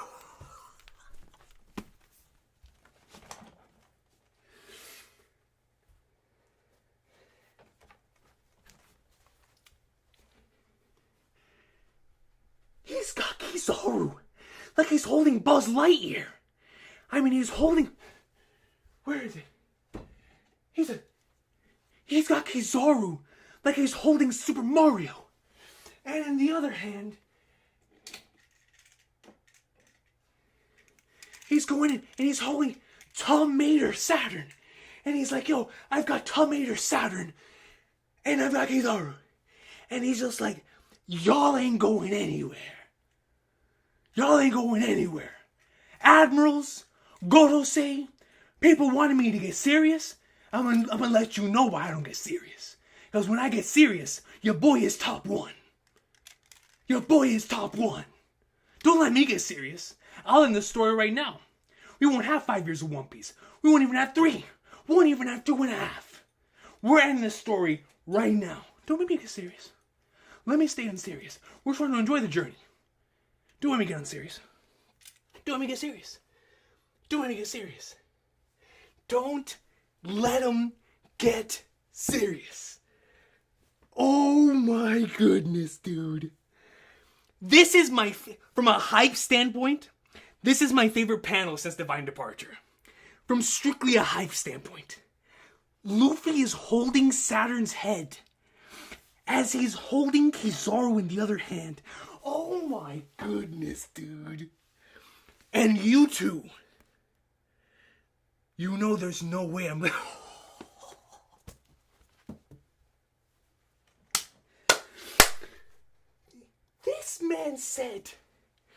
This man said, you guys are not leaving my domain. For the JJK fans out there, you ain't leaving my domain, you ain't leaving my toy box, you ain't leaving my island. You think you're in control here? You ain't never met me. You ain't never met the king. You think you're an alpha? You ain't no alpha. You ain't no... Yo! Monkey D. Luffy. Respect him. Respect the goat with the coat. Respect him. Respect him, man. Who else is going up to St. Garcia Saturn's second state? Had him going Super Saiyan with venom on his claws. And a Kizaru who wiped out our entire crew. And he's like, wait a minute. Oh, this panel goes so hard, dude. Goodness gracious. Yo, man. Oh, Oda fed me this week, dude. This is a Luffy Tard's dream. You know something, man. People say I have no agenda. I only have one agenda. I've only ever had one agenda. It's the Mugiwara no Luffy is the man agenda, alright? That's my guy. That is my boy. And he's proving it. Proving it in 5K. 5K. Phenomenal panel. Phenomenal panel. Oh, what a cool looking face he has right here. Saturn is shook. He's like, man, Joy Boy is doing this. Nika is doing this to me. Nika is doing this to me, my mortal enemy? You know there's no way I'm letting you escape, right? Kizaru, is that blood? Oh, let's go, man. Let's go, dude. Stop playing with him. Oh, yo, all bias. All bias. I've got every Santa hat in my possession. I got the straw hat, dude. All bias. All flippin' bias, dude. Vegapunk. Did we just cut? We see Sanji. Vegapunk, don't die. Oh, bro, look at Luffy in the background. Oh, he's in giant state. I need him to stay in giant state and have Dory and Brogy pull up to him, and then to hit like the manly, firmly grasp it of the hands and be like, yo, my boys, we're on an equal playing field now. We're both giants. Don't die on me. What are you smiling about? Stay with me. Beep.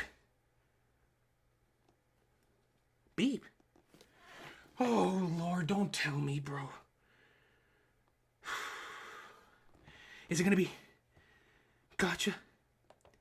Psst. What in the Flagnards? We see a monitor. It's like a heartbeat. You know, whenever they have like the little heartbeat monitors inside of the hospitals. Mic check, mic check. What is going on? Testing, 1, 2, 3.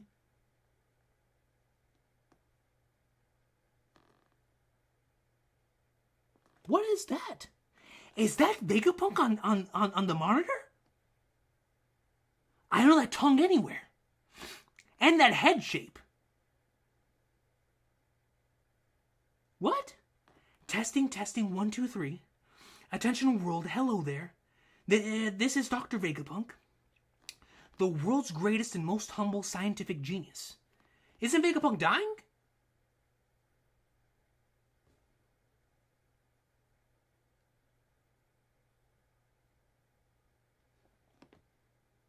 Am I tripping? So Sanji's only Vegapunk. Don't die on me. What are you smiling about? Stay with me. Beep, gotcha, fizz. Mic check, mic check. Testing, 1, 2, 3. Attention world, hello there. This is Dr. Vegapunk, the world's greatest and most humble scientific genius. I'm sure this message will come as a shock to you all, but please bear with me. What I'm about to tell you is the truth about our world! What?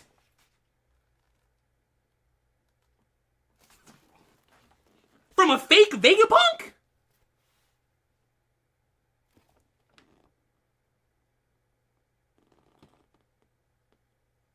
Is that a recording?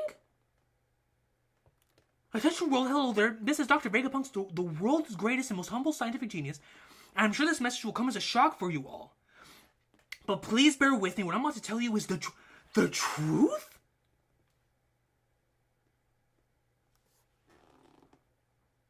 I swear, bro, I promise on everything that is on this planet Earth. I promise, bro. Is that the end of the chapter? That feels like an Oda chapter end. It is. No break. No break.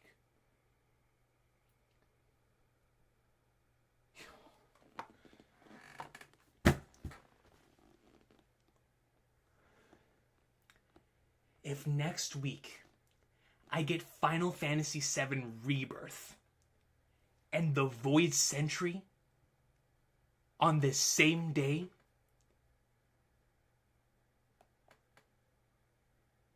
oh, dude, I'm logging off social media tonight. Yo, Wheezy Bird, every single person who's in here who keeps up with spoilers and stuff like that, please, the moment that any type of leak hint, whatever, drops. I'm talking, take one of those things. I don't care if you have to spam me. Go into my Twitter. Go into my YouTube comments. Go into my Discord. Go into, search up my business email. I don't care what you do. Just spam me and be like, Recon, get off social media. I'm not getting spoiled in the Void Century. I'm not getting spoiled. So wait a minute. Did Vegapunk leave a dying YouTube video? Is that what he did? Did he go out there and like put something out on the board that he was going to get ready to reveal the... Wait! Katarina Devon!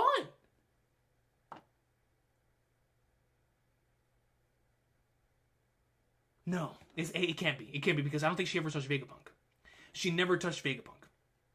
So this is probably Vegapunk recording a YouTube video before all of this happened.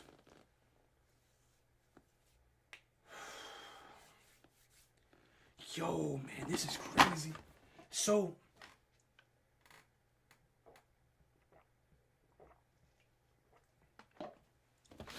if that's the case, and this is Vegapunk recording a YouTube video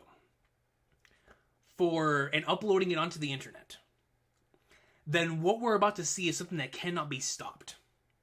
This is something that, and this is a tension world, so this is going to be hitting multiple individuals. Oh, what are we about to get next chapter? And there's no break. And I think next chapter is the break chapter. So while Luffy is holding off Garcia, Saturn, and Kizaru, I'm going to say that one more time for everybody who didn't hear that. While Luffy is holding off Garcia, Saturn, and Kizaru, while Monkey D. Luffy is holding off the God Hand of Science, of the Gorosei who can regenerate, mind you. An individual who can regenerate would be the final boss in a From Software game. He's holding him with one hand and holding Mr. Lightsaber with the other. He's holding Borsalino Kizaru Otototo Ben Beckman in the other hand. As Luffy holds both of them off, Vegapunk is going to upload a YouTube video to the world about the truth. So then I wonder what is the truth, because I'm going to assume he doesn't know the entire thing, obviously. So then my question is, we just got out of Kuma's flashback. There's no way we're going right into the Void Century. So my assumption is Vegapunk is actually about to die.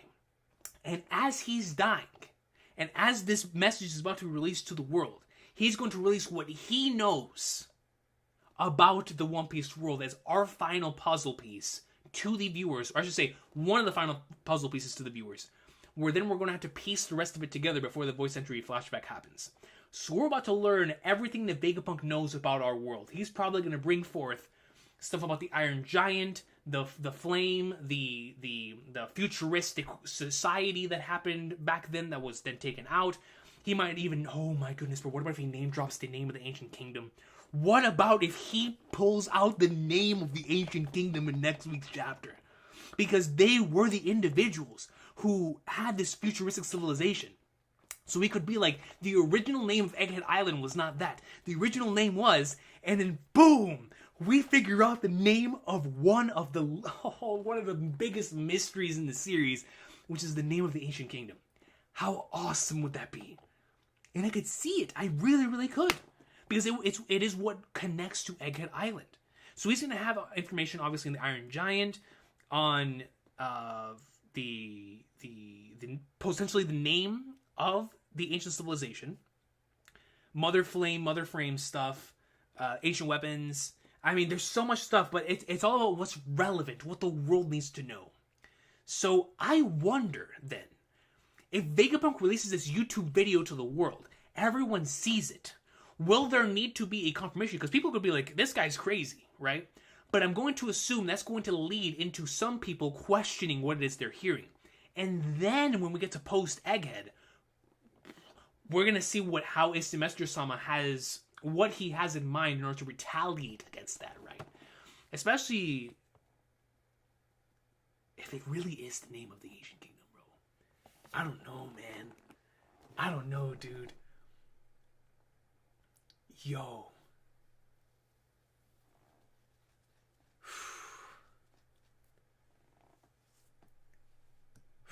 I'm sweating. Yo.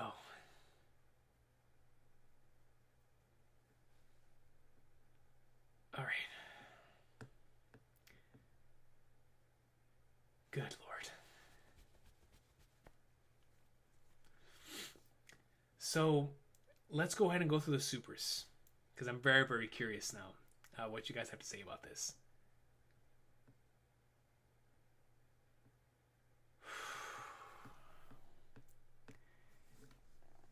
Dog. Yo, this chapter took me out, bro. Yo. Bro. So, another possibility, before I go to the supers, just one more thing. Another possibility for what Vegapunk is potentially going to say is, because at this point, if it's going to be the Egghead incident, taboo subjects, something to rival O'Hara and flippin' God Valley, then something huge has to happen that's going to forever shake and maybe even shape the rest of the final saga from this point on. Whatever Vegapunk says is going to be the equivalent of what happened when Kuma separated the Straw Hats, and that sort of kicked off the Paramount War saga. I feel like whatever Vegapunk says is going to be the official, even though this entire arc has been that, it is going to be the real, put the foot on the gas, we're going 120 miles an hour, here we go. You know what I mean? Here we go. Because if it wasn't something at the very least big in one way, because like I said, something has to, it's gonna be something that is going to shake not only the community, but the individuals in the series. Because the individuals in the series, the overall world at large, already has to start potentially questioning what's going on here. We're seeing it with some of the Marines. We already know some people are aware of Imu's existence, with now Sabo revealing that to Dragon. The Revolutionaries are undoubtedly going to carry that message. Vivi's going to carry that message very, very soon to potentially Big News Morgans. A lot of the stuff's going to start popping off. But whatever Vegapunk says has to be different from that. I think Vivi should be the one to break the Emu news to people. He's going to have something different. And a real deal might be the name of the Ancient Kingdom, man. It's going to be nuts. It's going to be absolutely nuts. So let's go ahead and go through the supers. There's a bunch of them. Once again, I appreciate y'all for the crazy, crazy stuff today, man. Winston comes in with a 2 and says, One Piece unites us all. Weghead. True, bro. Weghead, man. Yo, Luffy just had one of the most hype panels ever, bro. Monkey D. Are you kidding me, bro? He took both of them and was like, nah, not no more. Not no more. Not no more. Not no more, man. Oh, dude, that was so satisfying. Like, that was legitimately so peak. Then, VG Ivan comes with a 5, says, Coach about to surpass Chopper's bounty. Dude, at this point, I think I might have surpassed Chopper's bounty, like, a long time ago. A long time ago, dude. Crazy, crazy stuff, man. Crazy, crazy stuff. Appreciate you, VG Ivan. Thank you so much for the 5. JD Kurds comes in with a 20 and says, Coach Gintoki Recon. Yo, that's got to be a top tier compliment I've ever received on the channel. Taking on all the GOAT jobs. Yo, if we're performing our own Yorozuya here, I wouldn't do it with anyone instead of you guys, man. I would much rather have the Grand Fleet here going to take all of those odd jobs on, like the Yorozuya of the Gintama greatness. Appreciate you, JD Kurds. Thank you so much for that. Akash Panda comes in with a 2 and says, Jump cover text says, Smile is the greatest force. Well, he's in the Gear 5 state. And I mean, listen, what a chapter fitting of that cover. Now I understand why you guys are donating like crazy. Monkey D. Luffy came in here and real deal showed why he's the man. He showed why he is him. He showed why he is that dude. Like, yo, bro. Jump coverage that says, smile is the greatest force. So, I really like that, obviously, not only as something that represents Gear 5, but clearly, similar to what Sanji said last week's chapter with the love overcoming Kizaru's light, that now we have the smile, like, hold on, man. Luffy's smile, the joy is greater than both Saturn and Kizaru. Like, come on, man. You know what I mean? We love to see it.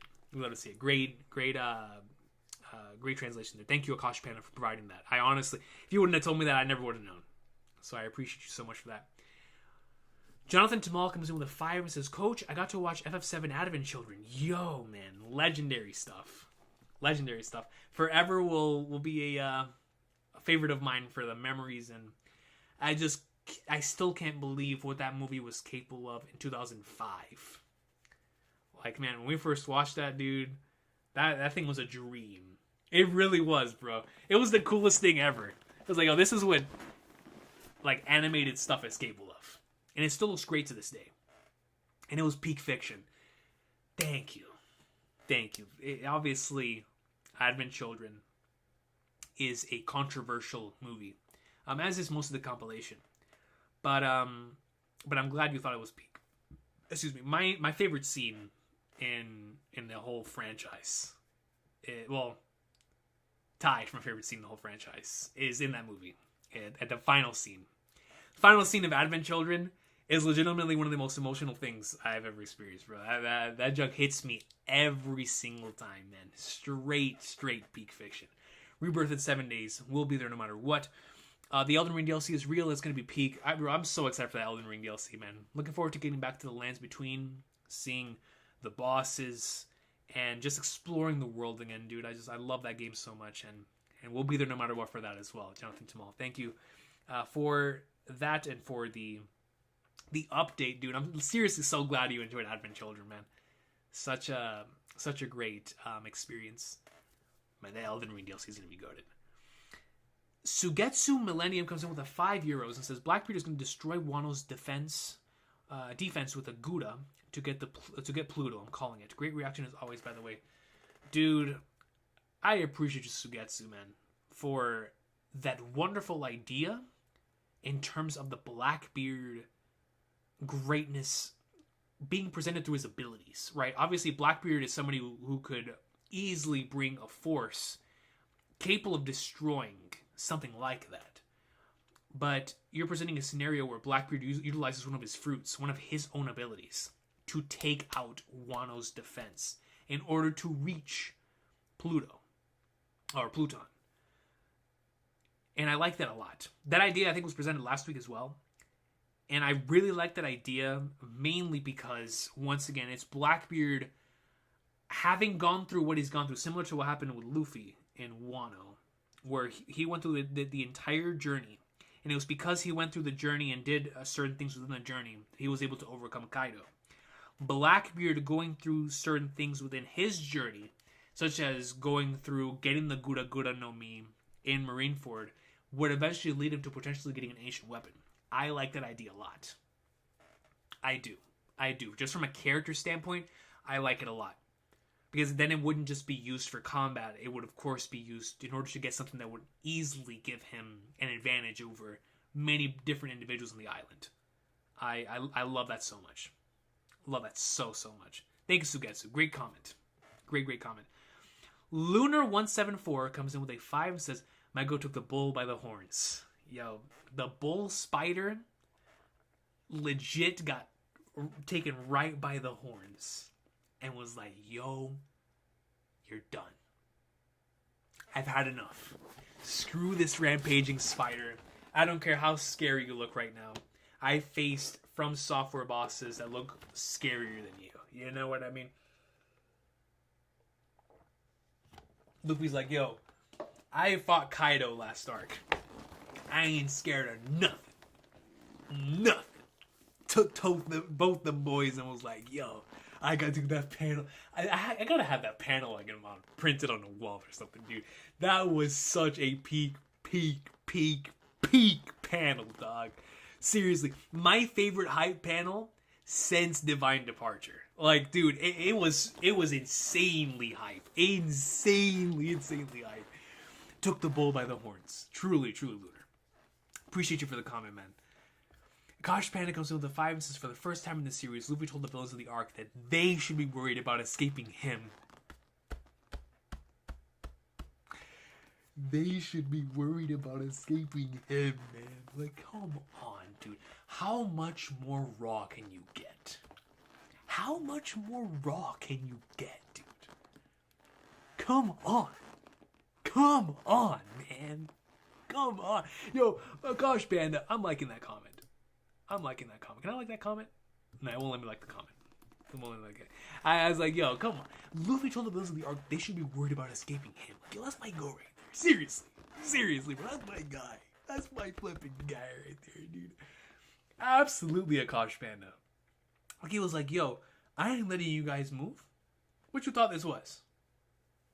You thought you were in control of the situation? Absolutely not. Absolutely not, man. Absolutely not. Thank you, Akash Panda. Appreciate you. Hank comes in with a 10 and says the heart monitor flatlined. It's the catalyst to reveal the truth about the world.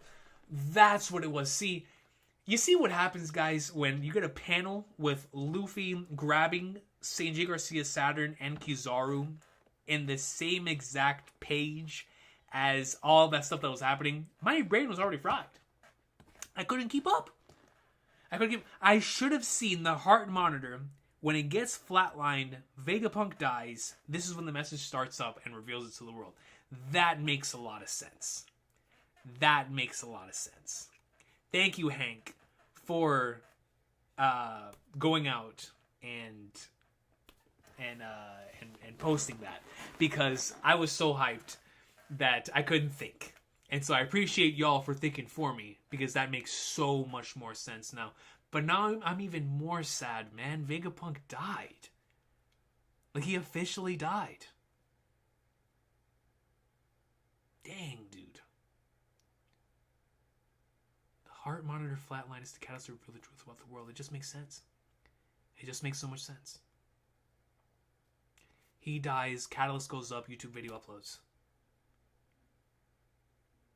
Thank you for the clarification, Hank, man. I really appreciate you for that. Behanor comes in with a PLN 50 and says, so this is the Egghead incident. The death of Dr. Vegapunk.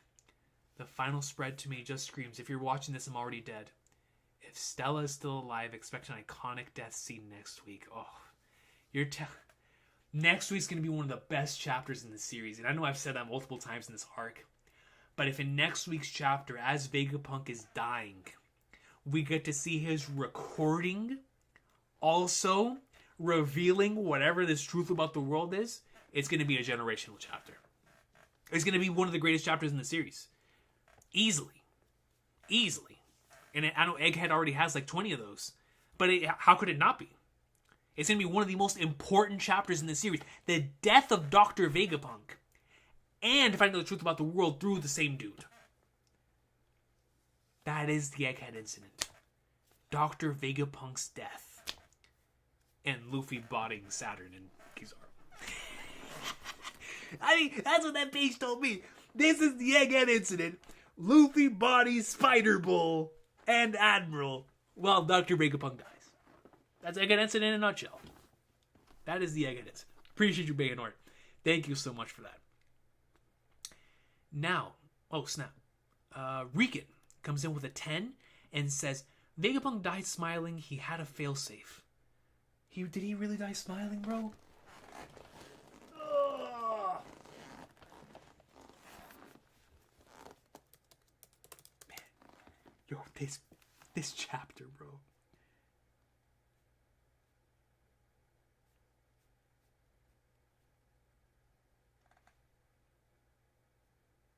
Also, I'm going to assume you're talking about him potentially, like, we're gonna see him smiling next chapter, because I don't see the smile here unless I'm missing it. Bro, look at this page of Luffy grabbing Kizaru and Saturn. Goodness gracious.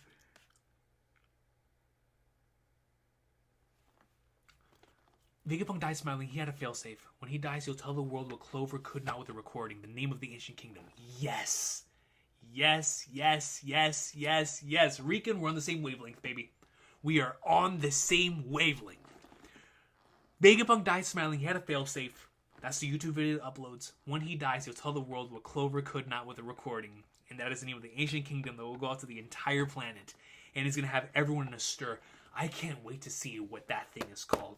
I will not be on social media, man. Please. Bro, like I said before, the moment that anyone drops any of those hints, because I know it, knowing how the One Piece community is, and how crazy this can be for these types of chapters, this to me is on the level of importance as like any of the cliffhangers that we've ever had in the series. So please let me know.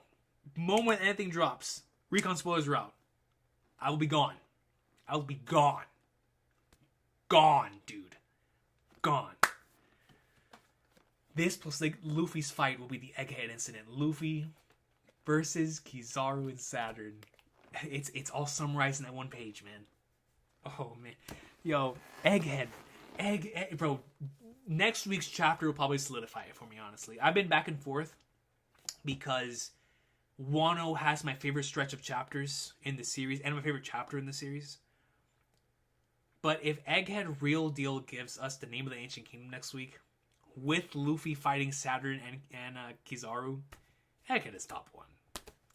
How could it not be? How could it not be, man? I mean, seriously, dude. That is insane. That is actually insane. The fact that the Iron Giant is more likely going to be a part of this as well is like, man, I'm glad we're on the same wavelength, Recon. I really am, dude. Thank you so much for that, brother. Subra comes in with a membership for 17 months and says, "Hello, King. What a stream to return to Subra, man. This is an all-timer. Reconomy stocks high. Reconomy's crazy." But you're right. Yes, you're right. Nuts, man. Luffy top one. Ex-haters. Yo, listen, man. That's him.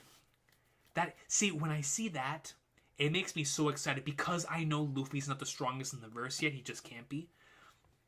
That makes me so excited to see what the others in this series are capable of, right? Like the individuals that have been in the game for a long time that clearly still have stuff to show. That's why I'm so excited to see what they're capable of too. And it's just, man, Luffy, real Emperor energy here, man. That was so peak. So peak. Vegapunk's death message, he was smiling for that reason, and the Egghead incident. I mean, seriously, just what a special chapter, Subra. Special chapter, man. Egghead, man. Thank you, Subra. Behanort comes in with a PLN 25 and says, "I'm curious, Coach, how do you like Saturn as an antagonist so far? I think he's sticking around until the final war, and either Bonnie or Sanji will fight him." I like Saturn a lot. The main reason why I like Saturn a lot is because of what he represents in terms of being one of the members at the top of the world, as well as his intensity, his design, and he's genuinely a threat.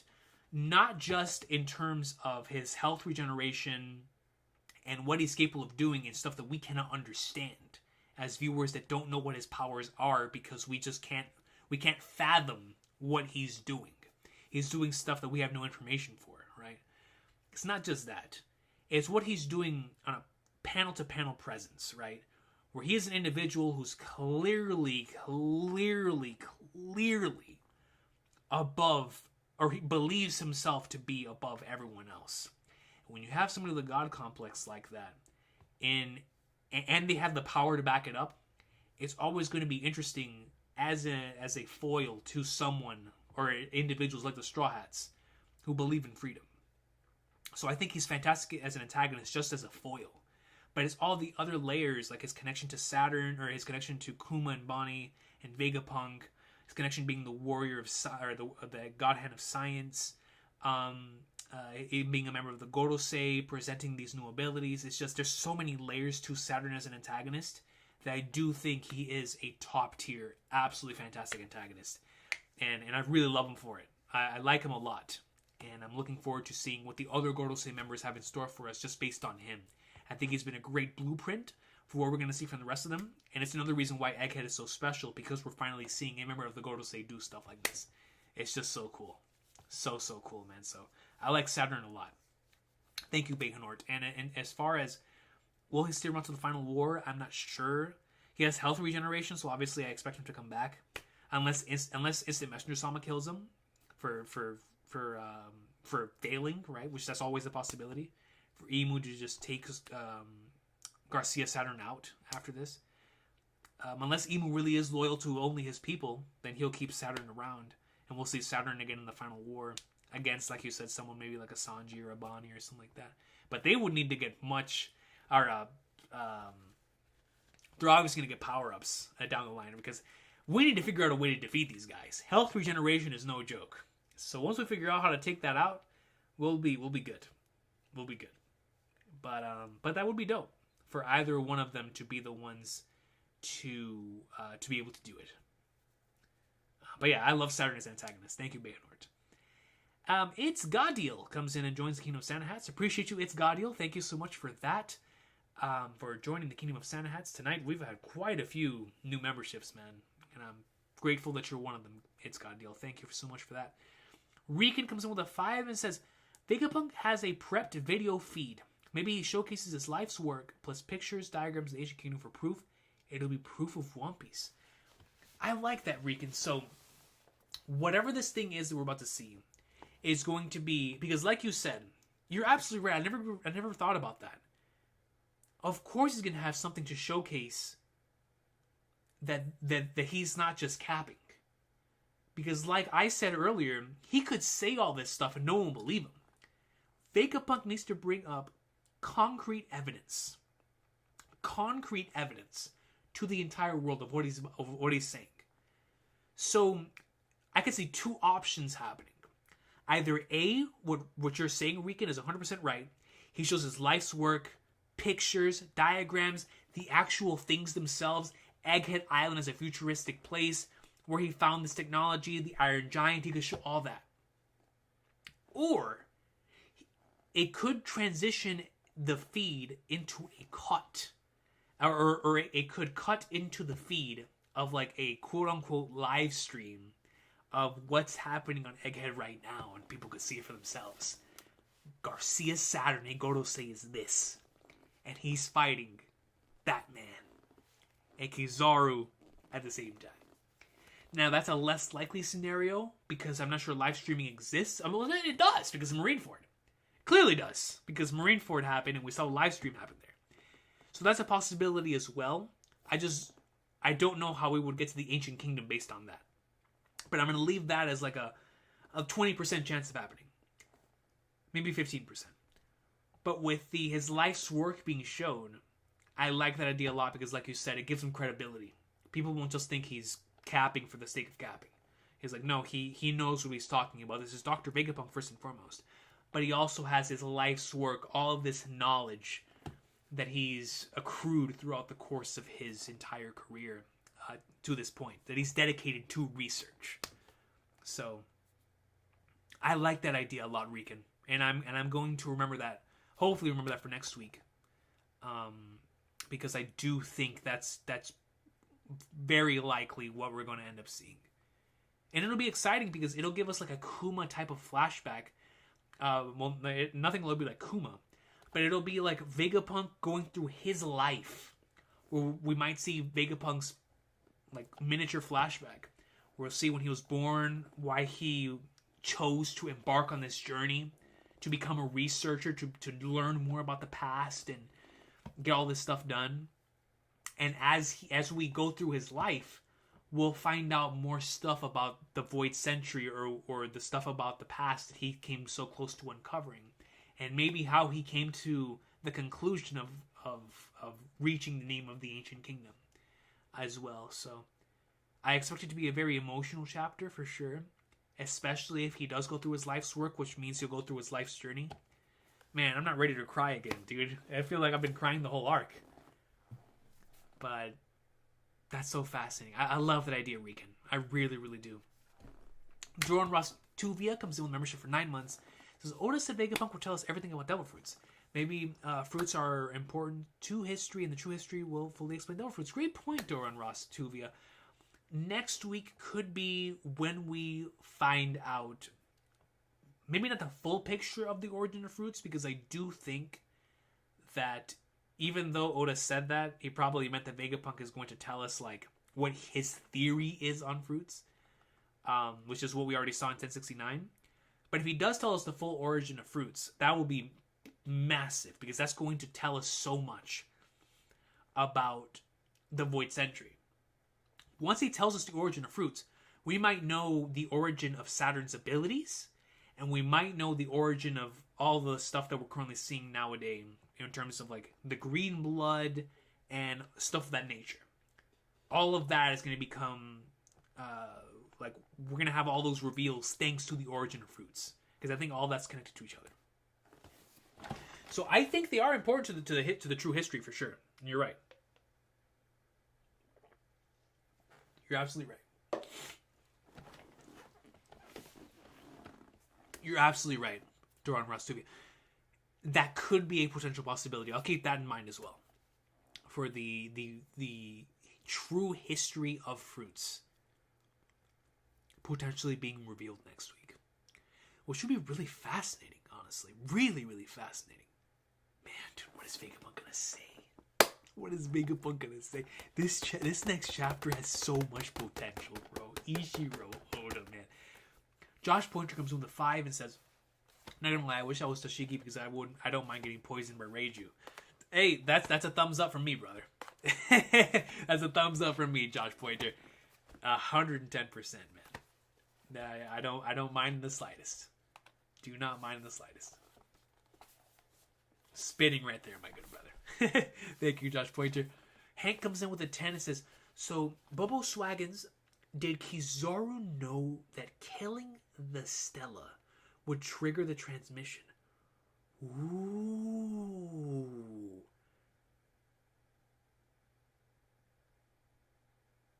Oh, that just blew my mind. What about if that's true? What about if Vegapunk said, if I'm ever about to die, Kizaru finish me off? Oh, 4D chess. Hank is playing 4D chess. I love that idea, dude. I love that idea. Yes. Kizaru knowing that killing the Stella would trigger the transmission, and that would change his motives to kill Vegapunk. Yes! Like Sneepin'. Yes! Yes! Great reference. Great reference. Exactly like what happened with Harry Potter spoiler 5, 4, 3, 2, 1. Snape and Dumbledore. That is so true. That is so true. Yes. That is actually like, I love that so much, and it would fit exactly what we've seen through the flashback, that I want that to be the case. I'm cool with either scenario, because I think Kizaru taking out one of his closest friends for the sake of his justice is really powerful in regards to how intent he is on carrying out his role and his duty. But at the same time, this would hit so hard. It would hit so hard, man. Kizaru doing that, having to pull the final trigger. Oh, man. Hank, phenomenal comment. I love that. That is a great idea. Great idea, man. Great idea. Thank you, Hank. JD Kurtz comes to the 2 and says, "Just unlock the Santa hat in Persona 3 Reload." Oh, well, first and foremost, my boy is playing Peak, alright? My man is playing Peak. But the Santa hat in P3 Reload, you gotta play it for this chapter. You have to put on the Santa hat as an accessory. Is it an accessory in Persona 3 Reload? I don't remember if it's an accessory or one of those items that you have in the thing. I think it is an accessory. I don't remember. But regardless, definitely try to equip it if possible. If possible. Thank you, JD Kurtz. That's so cool. See, even Persona 3 Reload or the individuals in Persona 3 are C's. Listen, they're One Piece fans. Because Peak recognizes Peak. That's all I know. Darkest comes to a membership for 7 months and says, look for the painting Saturn devouring his son. Face expression is the same. Ooh. Okay. God, man, every time I open my laptop, I see this Luffy Saturn panel. Saturn devouring his son.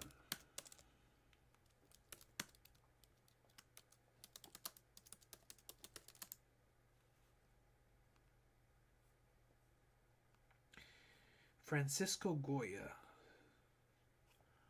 Oh. Ah, so that's where Oda got the inspiration for it. Interesting. Interesting. Yes. No. Absolutely. Absolutely. That's actually a very fascinating I didn't know that this was, because I've seen this painting before. I never knew that's what it was called, or the story behind it. That's fascinating. Thank you for pointing that out, Darkest. I appreciate you. I was wondering, if there was any type of reference to it, like the obvious, like where the wild things are reference from earlier in the arc. And here we have one by Spanish artist Francisco Goya. That's really cool. Like I said, I've seen this painting before. I never knew that that's what it was called. That's super dope. Man, leaving it up to the One Piece community to find this stuff. This is crazy. Thank you, Darkest. I appreciate you.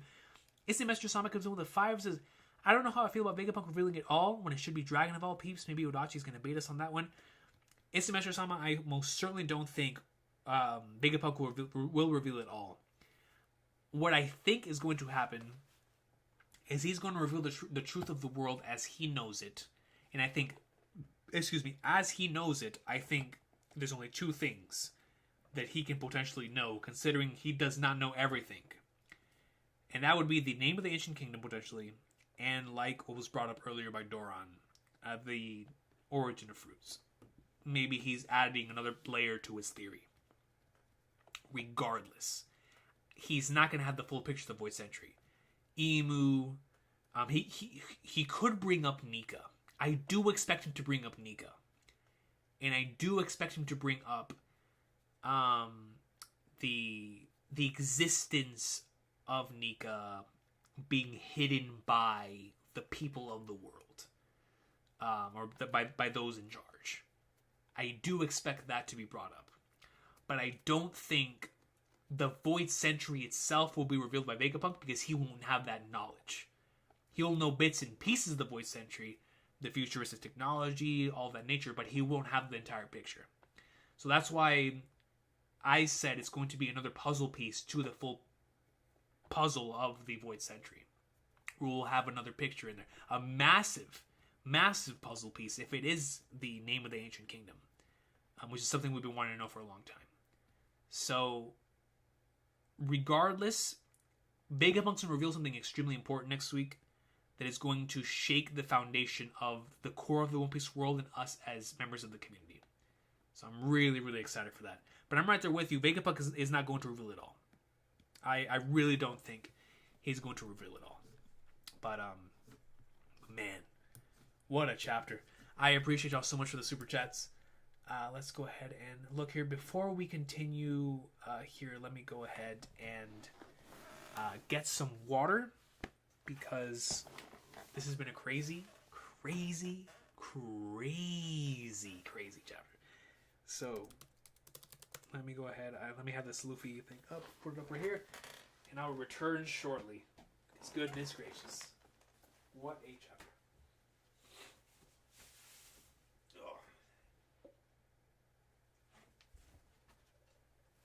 Give me a sec. I will be right back. Let me get some water.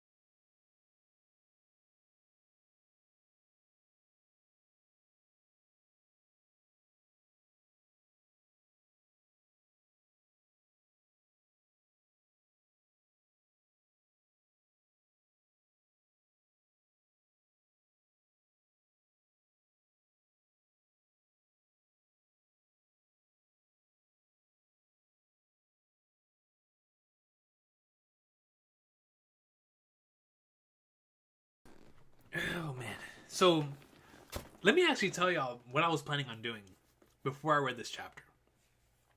Before I read this chapter, my original plan was that I might, even though where we were, I was like, there's no way that's happening. But the week after Rebirth coming out, because I didn't know if there was going to be a break that week or not, I was going to go on hiatus that week and just not be here for anything. Like I was when the original remake came out, which was around chapter 994, 95, somewhere on there, which is when I did that double. That was like one of the only times I've missed the weekly experience, and during the Odin flashback. Those two. But when that chapter dropped, I was away for the remake. So I was like, yeah, I might do a hiatus. There is going to be no hiatus whatsoever, man. We're gonna be here for the greatness of the chapter, next chapter 1109 and 1110 for sure, because it's only gonna get crazier from this point on. So there will be no hiatus whatsoever, man. I don't care. We will be here no matter what. No matter what, man. Brandon King says, read Sanji's last line. Okay, Brandon King, let me pull it up here. This way, can I have it here? Man, Attention World. That's what Attention World meant, dude. I thought Attention World was referring to something. I forgot about this color spread. That's Rock Lee versus Gar on the top right. Peak. All right. Sanji. Oh. Sanji says, hey, what are you smiling about? Stay with me. Oda, man, you are crazy, dude. What are you smiling about? Stay with me. He's on a different level, bro. Are you kidding me? That's why you guys were saying that Vegapunk smiled. Because he actually did. Oh, come on, man. Thank you. Dude, thank y'all so much for telling me that. I would not have picked up on that until I reread the chapter. Yes. So he died with a smile, or he's dying with a smile. Dude, Luffy's gonna feel like he failed. Coming out of this arc, upon facing, even taking on Saturn and Kizaru, he's still gonna feel like he failed because Vegapunk died. Oh man, I'm so looking forward to post Egghead, man. Dang, Vegapunk, what a legend, dude.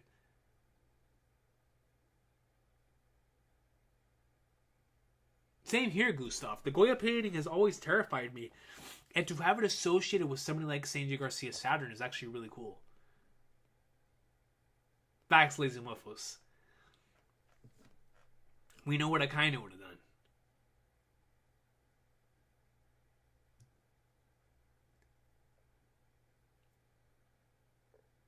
Oh, Brandon King, I really like this site. So Brandon King says, the Egghead arc is focused on the theme of what's real. Egghead looks like an egg cracked open. Wano was underneath new Wano. Vegapunk is about to reveal the real One Piece world beneath the earth. Ooh. That's a pretty cool idea, man. I do. I think that's a really cool... That's a Gurren Lagann type of idea there that I think is very fascinating. And would lead the final saga to...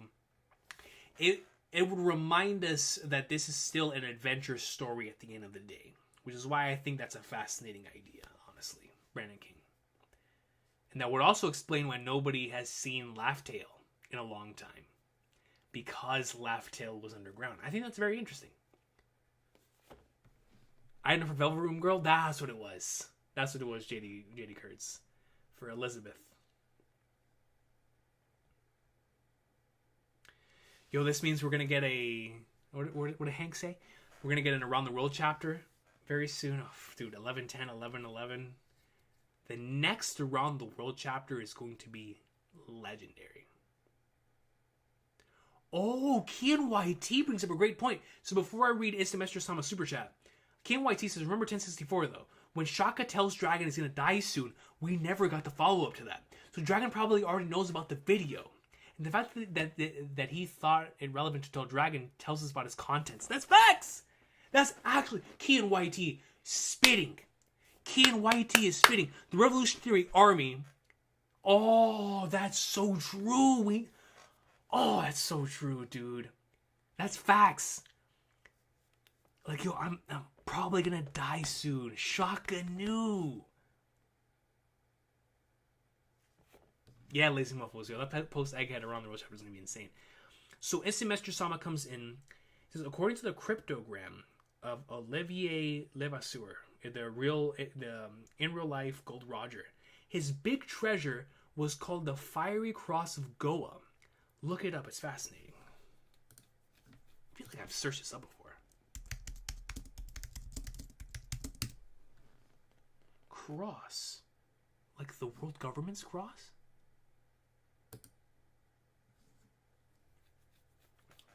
The buzzard. La bouche de mouth. A French pirate. He is known for allegedly hiding one of the biggest treasures in pirate history and leaving a cryptogram behind with the clues of his whereabouts. Yo. Feels like I should make a video on this. Give me a sec. I'm gonna be silent for a few seconds while I skim through this.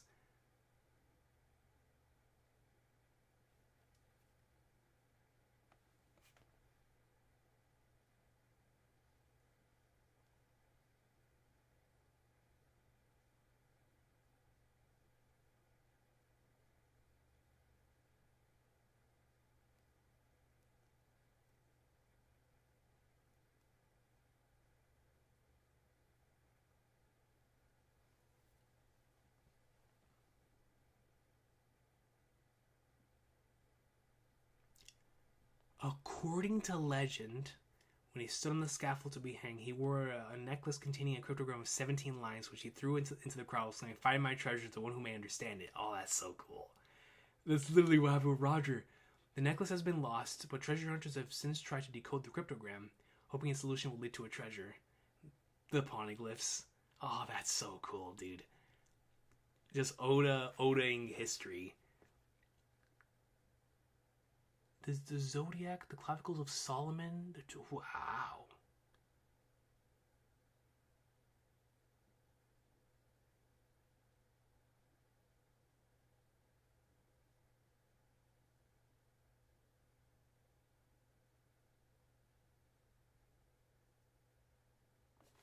Huh. Yo, that is extremely fascinating.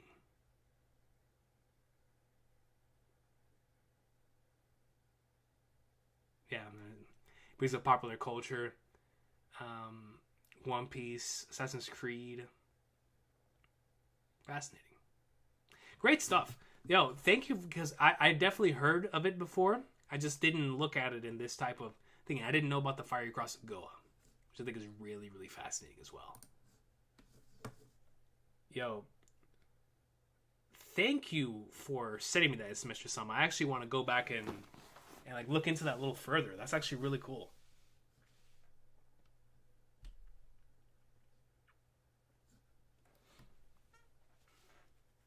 Yeah. Yo, legit OG3. Legit, man. The parallels, dude. They just keep happening throughout the course of this arc. Vegapunk, the father of revolution, dude, he really is the father of the revolution right now. Especially depending on what he says. He is the father of the revolution, no question. Dude, next week's chapter is going to be... Oh, man. Scar, happy birthday, dude.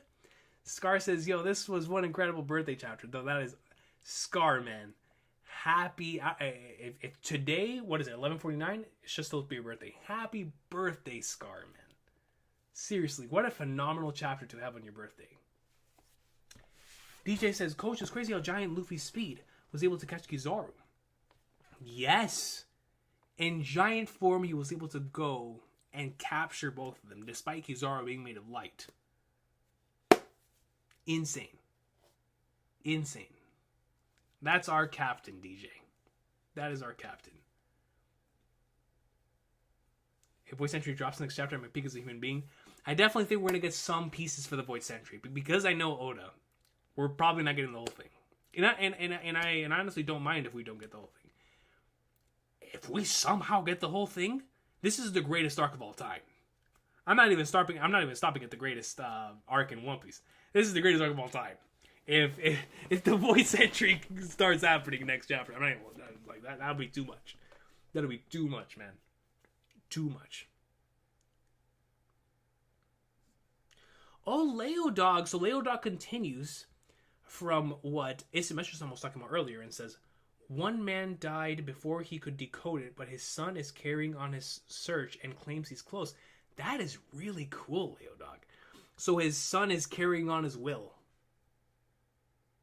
I hope that they can decode it, man. What an insane mystery to put together that individuals still haven't decoded it all these years later. I think that's so cool.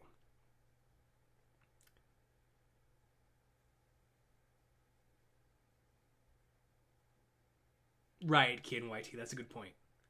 Is that a Final Fantasy VII Rebirth commercial on television? It is. Who's playing FF7 Rebirth? I have it on TNT.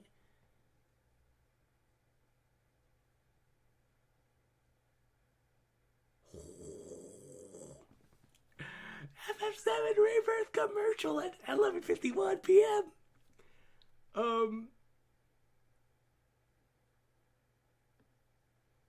Let me see. But no, that's actually pretty insane. Like, the more I think about it, the more crazy that is. Can you imagine having your treasure for over what is that? When did what was that? Late 1600s? Imagine expecting somebody to maybe decode this in a couple of years, and it takes over like hundreds of years for somebody to finally get it.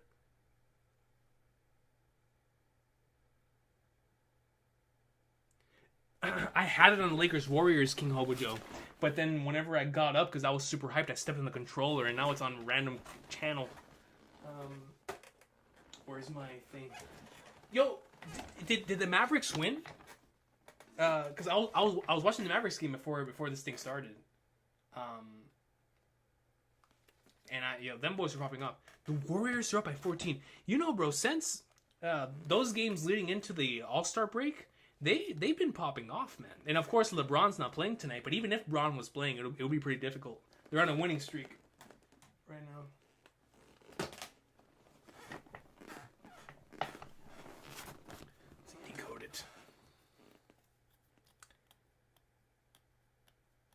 Coach, did you know 1100 will be the Gear 5 Luffy vs. Lucci episode in the anime? Dude, I'm so excited for that when that gets animated, man. That's gonna be like one of the best episodes in the arc to this point. Because I'm a Gear 5 tard, you're gonna be my favorite of the episodes in the arc so far, whenever that comes out. But definitely excited for that. Definitely excited for that. Yo, Recon, you got people that want to see you game, go on Twitch. I've got a Twitch. I gotta use it. I love streaming on Twitch. It's just it depends on the game. Like I've tried streaming new games multiple times. It's not my thing. I love streaming just in general. Like I can go back and stream like old games or stuff that I really enjoy. But playthrough of the new FF. As much as I think that would be awesome, FF7 is too personal to me. So I would much rather have that as an experience for myself. I would love to replay the Final Fantasy games on Twitch as a replay, though. I wouldn't be able to do it as a first playthrough. I wouldn't be able to do it. It's too personal to me. I want to experience that just me in the screen, because I'm not used to gaming streams. I can do One Piece and it'll still be personal to me just because I've been doing this for 11 years. But gaming has always been such a that's my me time. You know what I mean? So at least when it comes to the first playthrough, I wouldn't mind, like I said, going back and replaying them on stream though. I just need to stream more on Twitch regardless. The streams I have done on Twitch for like trails and stuff like that, I've really enjoyed, and I miss them. I miss doing them. So, and One Piece Odyssey, we had a lot of fun doing that. So, yeah, we'll get back to it. We'll get back to it for sure. At this point, the Reconomy is expanding. So, we'll continue there. Yep, they stomped the Suns. I don't know what it is about Luka and the Suns, man. Isn't he averaging like 42 a game against the Suns? That brother cooks the Suns every time, man. It's crazy.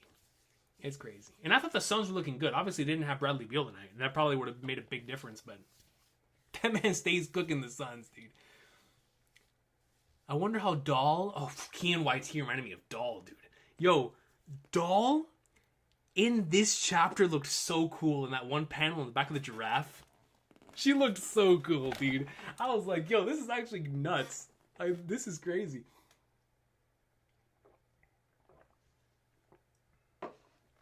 Dahl looks awesome. Like, super, super cool. Just had the coat in the wind. I wonder how Dahl being an ex-Sol Superman is going to play out. Oda didn't include that for no reason. I expect payoff from that in Elbaf. Keon YT, do you think that the Marines are going to show up in Elbaf because of that statement? Dahl pulling up on Elbaf. Do you think that they're going to have some sort of role to play in Elbaf where we would get the opportunity to see Dahl with Saul? Or is he going to save that for post-Elbaf, maybe like Final War, where there is a potential reunion with Saul and Dahl? What are you thinking? Final War or Elbaf for that? Yeah, they got Draymond back, which is very important. Very, very important. Luka Casual 41. See? Another 40-something piece. It's crazy. This cross was 7 feet tall and encrusted with diamonds, rubies, and emeralds. It was so heavy that 3 men were needed to carry it. And so, it's the Messenger Sama. That is the treasure. 7 feet tall is insane.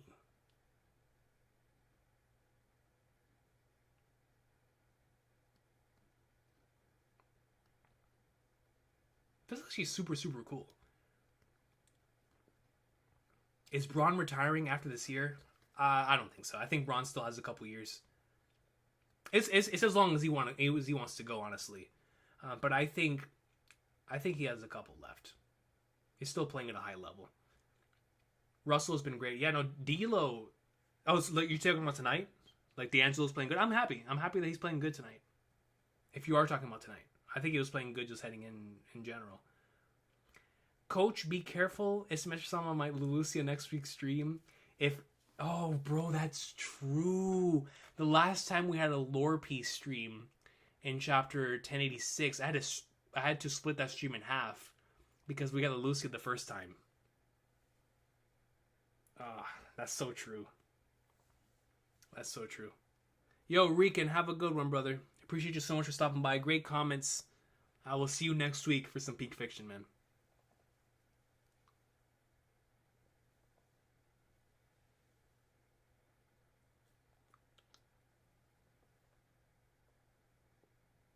Yeah, exactly, DJ. And he also wants to play with Bronny.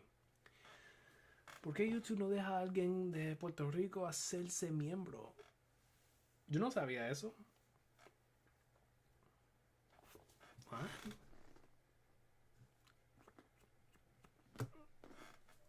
¿Pero por qué?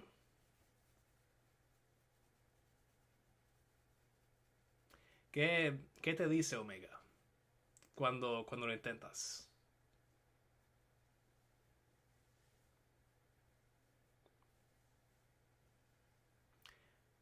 I'm currently playing Final Fantasy VI for the first time. Dude, legendary game. Before Remake came out, that solidified my love for 7 in terms of 7's been the love of my life for since I was a kid. But when I first played through 6, it hit me on such a personal level when I experienced it, what I was going through, that like overtook 7 for a little while until the remake came out, and 7 went back on top. But I have so much love for Final Fantasy VI.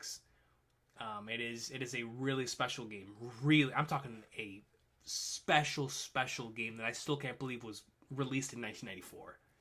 It's a fantastic game, man. I hope that you enjoy it. It is right up there with my favorites. Right up there with 10 and 9 and 13-2, and obviously 7 and 7 Remake. Special games. If we get the panel of Dory and Brogan together with Giant Luffy, the panel's gonna go crazy. We better be double pay spread, DJ. In order to contain all that greatness, it better be a double pay spread. Kiriko's bank account is smiling after this chapter. Bro, the crazy part about it, the bank account stuff was before the chapter. It was before the chapter. It wasn't even after the chapter. It was before the chapter. It was crazy, Vortex. Vortex, man, it's so good to see you, brother. I hope you're doing well. Hope you're doing well, man. Yeah, Winston. Me too. I've always liked Doll, but the panel with her history with Saul is adding like a new layer that I think is really cool. Braun is gonna do a tour like Kobe. I could see it. Even though he said the other day that he doesn't want to, or there's like half and half. Braun's gonna do it. There's no way he's not. And when he comes down here to Florida, that might be the first time I go to an NBA game. I haven't gone to actually the only NBA game I ever went to was when Braun came to Orlando, and because obviously when he was in Miami, I saw him all the time, or I didn't see him all the time, but I saw the Heat stuff all over the place because it was just that big. Whenever he was down here, but whenever he went to Orlando, that's where I got this phone finger from. I went to go watch LeBron play. I think that was 2009, 2008. Whenever they came to face the Dwight Howard, Turkoglu, Jameer Nelson, Orlando Magic team, that was sensational. That was the year they went to the finals. And that's the only NBA game I went to because I had to go see Bron. Had to go see him live. It was a great experience. But yeah, if that'll be the first time I go in a long time. If he has like his final game or his final like tour around the U.S. for the thing. Are we gonna see Emu's face right after Vegapunk is done? I think we're going to see Vegapunk, Emu in post Egghead. I think post Egghead will be when we see Emu's face reveal. I think that's a safe parlay to hit. I really do.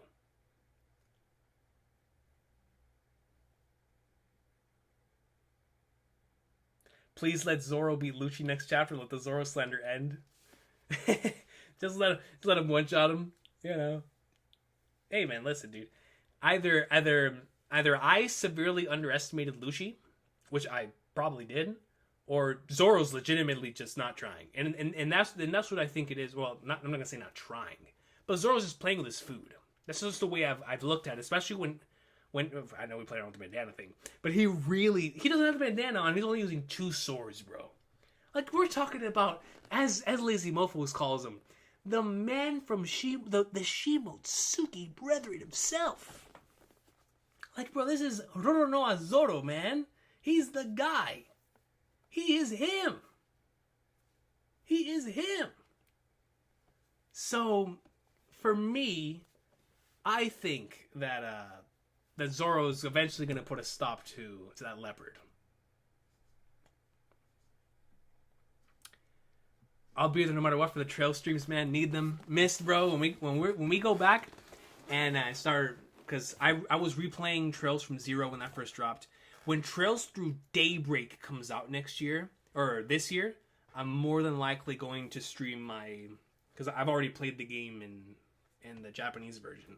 So for the localized version, at least the first couple of days when I'm more than likely going to stream it. I love that game with every fiber in my being.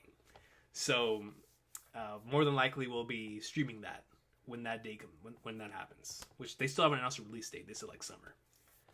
So we'll definitely be there. We're always doing well when Oda's delivering such peak. That's facts.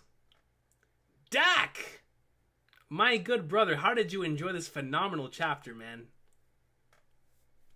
How did you enjoy this incredible chapter? That was 2009. Yeah, I think that was somewhere on there. Early 2010s hoops were elite. The Knicks were horrible, but Melo made the games worthwhile.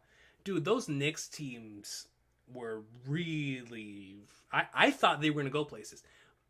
The Knicks were special at that time. The Bulls, obviously. D-Rose. We all love D-Rose. When he was cooking, man, that was... The East was so much fun to watch, man. With them, those Knicks teams, obviously the Heat was going in like so more after Braun left Cleveland. The Celtics still had the big three. I mean, the East was just really strong at the time, and it was just a fun Orlando. It was just a fun time, very very fun time. The hoops were elite hoops, dude. Megan from the Volume 1 podcast made a crazy connection during their live. She pointed out that Saturn's eyes look like a classical Goya painting titled Saturn Eats His... Oh, so Megan was the one who pointed that out. Oh, shout out to Volume 1. Volume 1, always cooking in our community. That is super, super cool. So when that was brought up earlier, that was just something that was cooking in the community. Shout out to Megan. Seriously, that's actually a pretty cool... like I said, I've seen that painting and I never would have thought of that.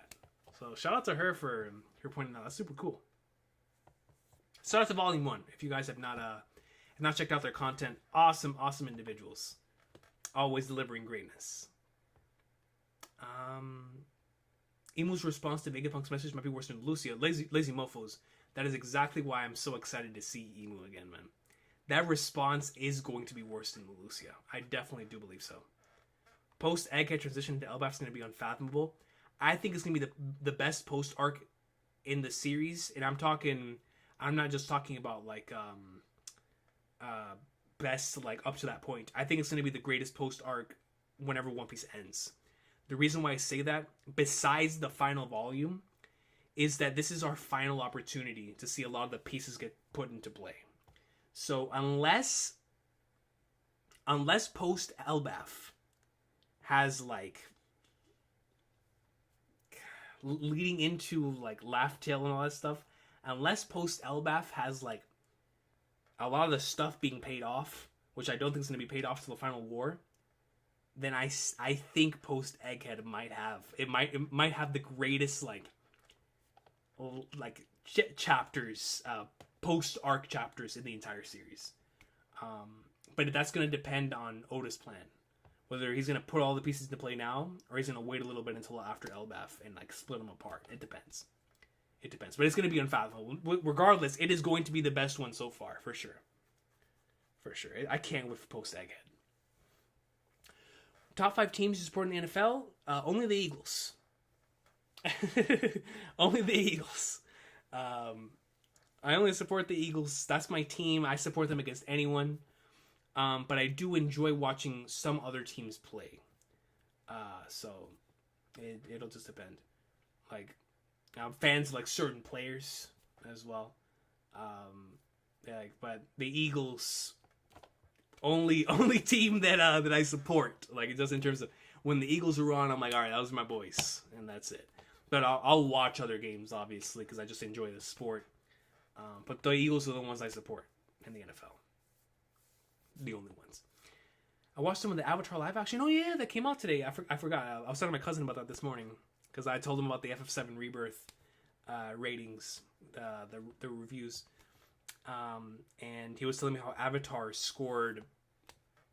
What was it, like a 68, and I was like, oh, that's interesting. What did the One Piece live action score? I don't remember. Regardless, I want to give it a shot because I love Avatar: The Last Airbender so much. that I want to at the very least give it a shot, just to see what it's like in the live action, and then we'll see what happens there. We'll see what happens there.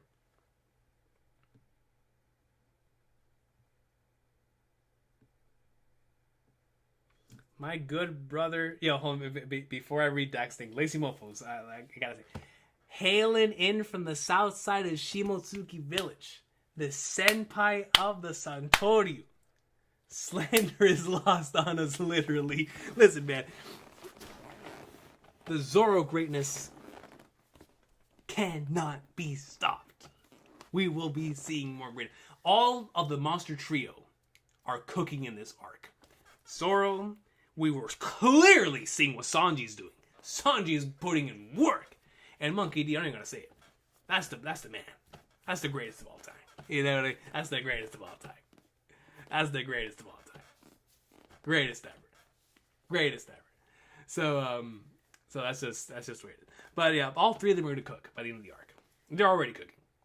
But Dak Saki comes in membership for 10 months. Has just arrived, coach. Hope you're doing well. Peak chapter. Peak, bro. Dak, this chapter was sensational. I was expecting greatness just based on the pre-stream and what happened, but I there in no possible reality could I have ever imagined that Monkey D. Luffy was going to stop Kizaru and Saturn and in the same page have Vegapunk die and YouTube Vegapunk come up about to reveal the truth about the world to everyone. No one could have foreseen that. No one in the history of manga could have foreseen that. That is insane. And I am so excited for next chapter, man. Dak, I hope you enjoyed this chapter as well, dude. Like, that brother Oda is cooking at the highest level, man. The highest level. Thank you, Dak. Kevin Garcia. Kakaroto 5045. That first and foremost. Kevin Garcia. I have a sibling named Kevin, so that'll always be really cool. But Kakaroto. Shout out to my boy Kakarot. Son Goku. Hailing from planet Vegeta. All right? welcome to the Kingdom of Santa Hats, Kevin Garcia. I appreciate you so much for joining us there. Prime Luol Deng. Bro, Luol Deng was a great two-way player. Great two-way player, man. Right. Bulls, D. Rose, Joakim Noah, Jimmy Buckets. That team was fire, man. I loved watching them play, bro. I really did. Them boys were nasty. OKC on the other side, right. Yeah, that's when they had Harden and Westbrook and Durant. That's a fun time.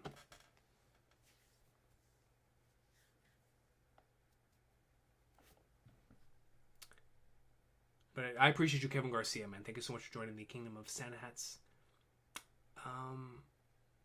Luol Deng, the LeBron killer. He really was, bro. The way Saturn looked at Luffy is how I looked reading the chapter. You're just like, ugh. Like, you're going crazy. Going Super Saiyan on him. Or Super Spider, I should say.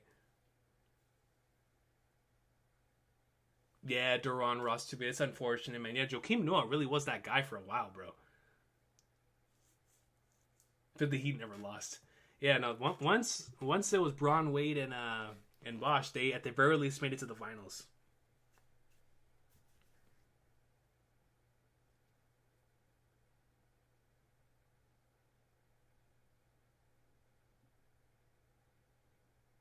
Oh, Omega, was that you? I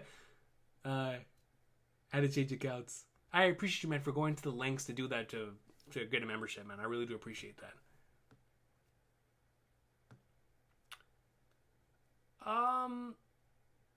Hold on.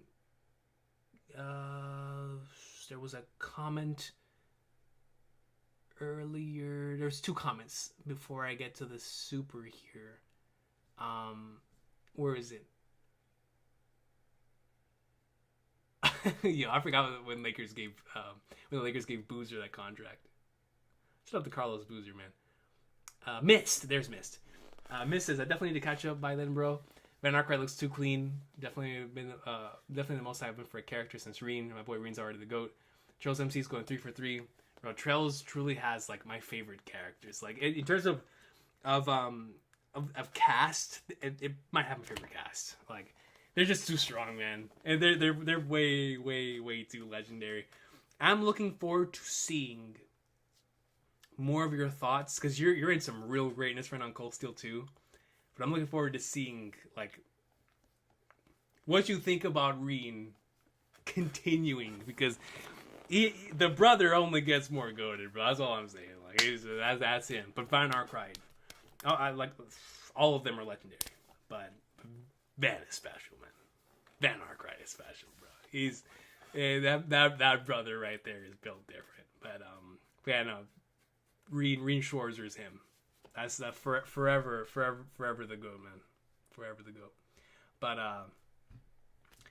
Mist, you should be caught up. At the pace that you're going, you should be able to catch up. We're in February. I think that game's going to come out like in June or July. Oh, God, Elden Ring season. That's going to be it. Hopefully they release that game far away from Elden Ring. From the Elden Ring Shadow Tree DLC. Release it in, like, July. You know what I mean? Don't release it next Elden Ring. But, yeah. Let's go down to the Super Vortex. I got you in a second. Dak. Here's Dak. What did you think about Saturn's Eyes / Noodles? So, for Saturn's Eyes and Noodles... Little noodles, this man was like... Luffy was dodging left and right. I think... What I find so fascinating about what Oda is currently building with Saturn in terms of this big spider thing, the spellbinding circle, all of that stuff. I find it to be so fascinating because I feel like we're getting to the true core of the origin of fruits just based on two characters. Bonnie and what she's currently able to do with the Nika-ish future stuff, and her ability and things cooking there. As well as what's currently happening with Shinji Garcia Saturn. When I saw that in this chapter, it felt like he wasn't himself. It felt like he was kind of like in berserk mode, in a state where he abandoned all else and said, "I'm going full in on the attack." And I wonder if that's a state that is exclusive to mythical Zoans, as in, is that something that I'm not gonna say like all mythical Zoans can get, but like their specific ones, whatever their types are, because it just felt so. It felt like he reached the next step. It felt like he went from where we know Garcia Saturn to now leveling up to this next state. I just don't know what that state is, and that's why I'm so fascinated to learn more about his abilities, because it's going to give us greater insight into the origin of fruits as a whole. If this is a fruit, which I'm going to assume it is. But the noodles were really fascinating. It's so both the eyes and the noodles and the way that he acted just made it feel like, obviously he's still in control of his body, but it was like he was trading something for the ability to exude this power. It truly felt like Devil's Contract type of stuff, which I think is really fascinating to play around with in a series with fruits that we already have like a contract.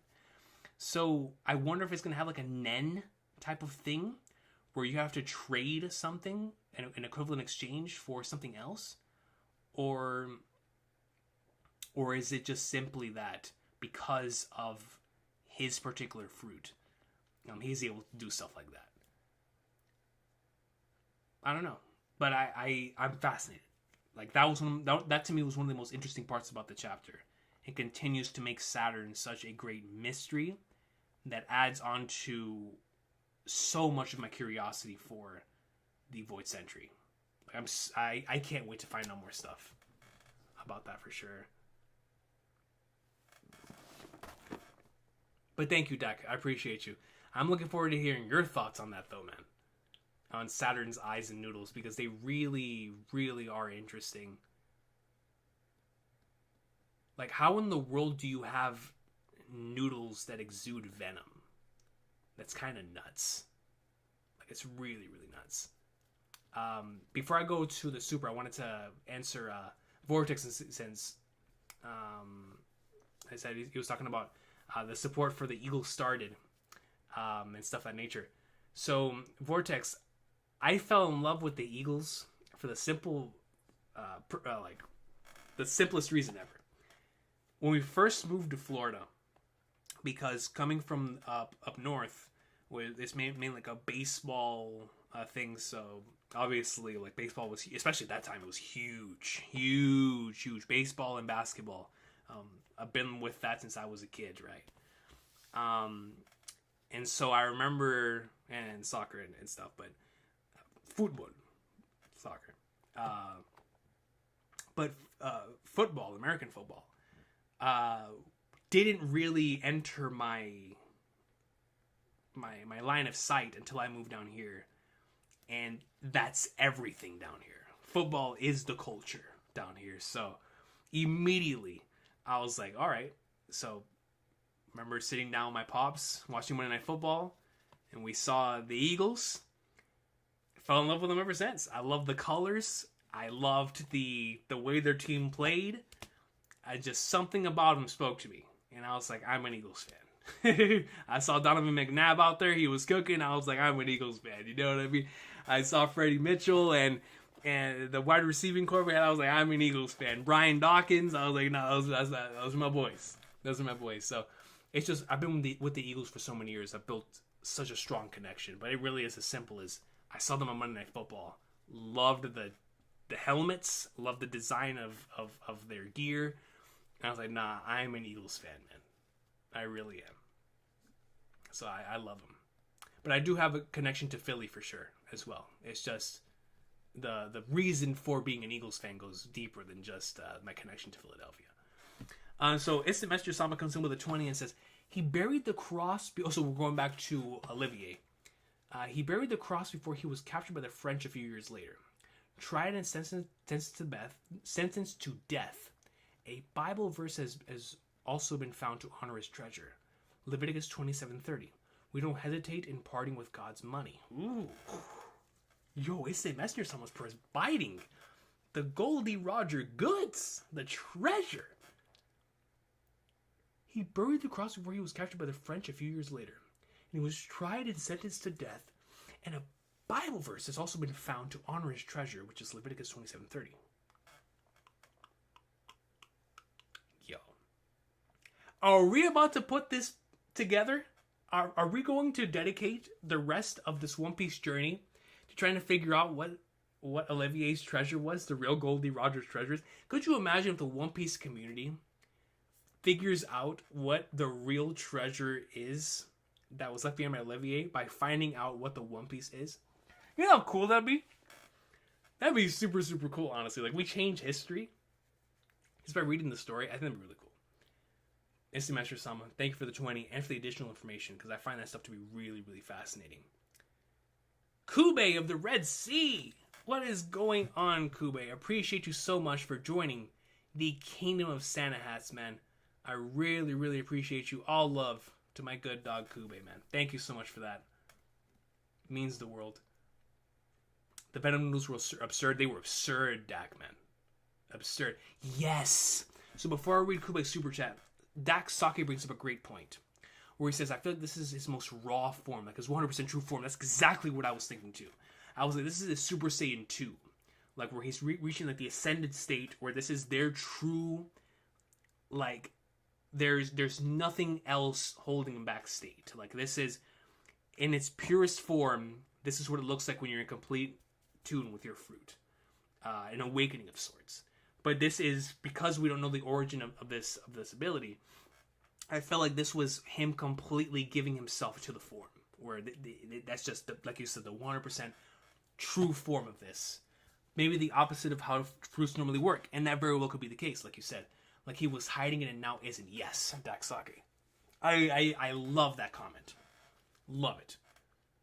It really does feel like his most raw form, his 100% true form, and we'll get more insight into the origin of fruits just based on Saturn and why he is in this state. You know what I mean? Because if you're right and it's the opposite of how fruits normally work, then that would just start answering so many questions. But going into the super, Kube of the Red Sea comes in with a 5 and says, I'm wondering, going with Impel Down, that every level represents each of the Gorosei. 5 levels before level 6. Forgotten Area. AKA the Void level if you prefer. Ooh.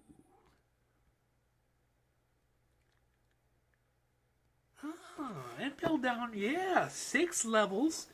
5. So, Kube, would you be on board with the theory? I first heard this from my boy Zaki. Shout out to Zaki. Who said there might have been a 6th Gorosei who was killed in the past. And that was the 6th individual. The 6th member of the Gorosei. The forgotten member of the Gorosei. Who potentially once existed. Because I find that to be fascinating. The Void level also fascinates me too. The level that shall not be uttered by others. Joaquin, and that's what I like so much about it too. So Joaquin says, but thank you, Kube, I appreciate you. Because that is a wonderful observation. You're absolutely, I never even thought about that. Joaquin says Saturn looked like he was being controlled. And that is what it kind of felt like too, right? Like he truly was like possessed or something. Like he was controlled to like go all up in like swimwear. That could lead into something pretty crazy down the line. Depending on what fruits actually are. Because if there really is a soul in those things, I would not leave that out of the realms of possibility, right? Something genuinely took over the body, which is fascinating stuff. Really, really fascinating stuff.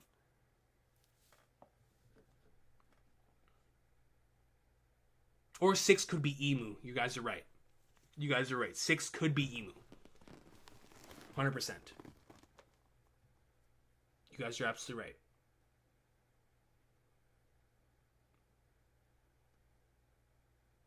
Yo, Troyland Ford, we said the same thing over here. Shout out to my boy Joe Boy Theories, man. All love to my guy.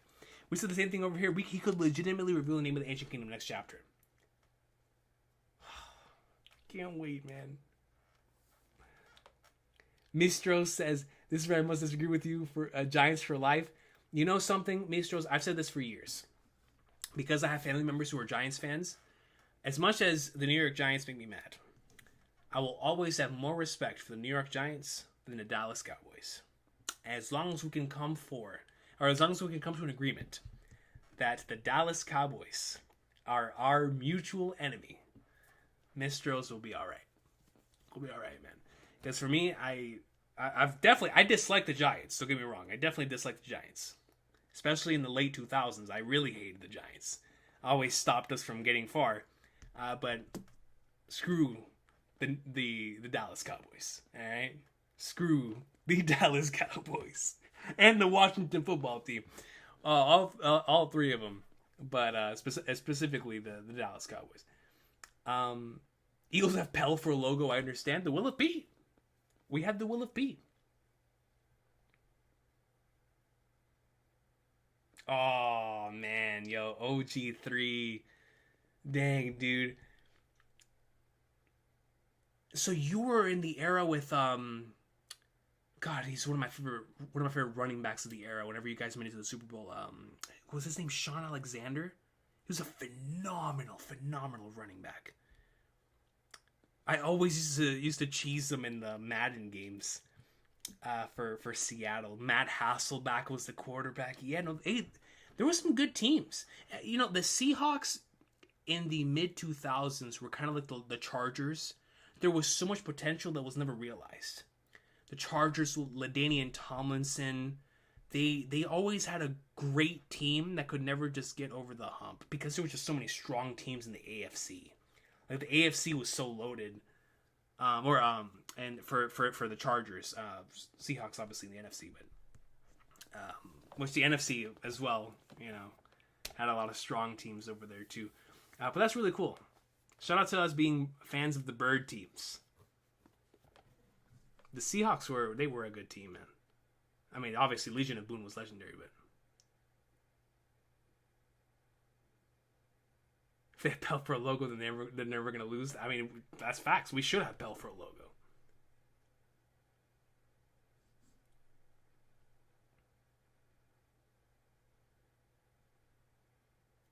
Oh, like the so being originally from Georgia, you would like to become a Falcons fan. Yo, Vortex, I completely understand what you mean, because it was like that with me in European football as well, where I was always trying to find my ground. With like, I mean, I especially growing up in a Barcelona household, because my dad and I always like picking opposite teams. I've supported Real Madrid. I still love Real Madrid, obviously. But when I found my team, when Old Trafford called my name, I was like, all right, this is my team, and it really is. Like I ride and die for Manchester United, like I ride and die for the Philadelphia Eagles.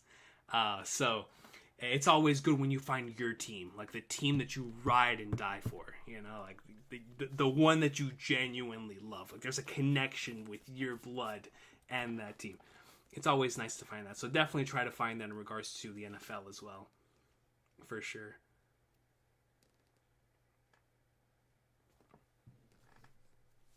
Yeah, I can imagine Maestros like growing up with the Giants, Eli Manning stopping what was about to be the greatest team of all time.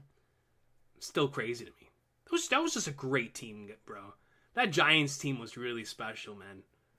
Really, really special, dude. I hated playing against them in Madden. my cousins were Giants fans.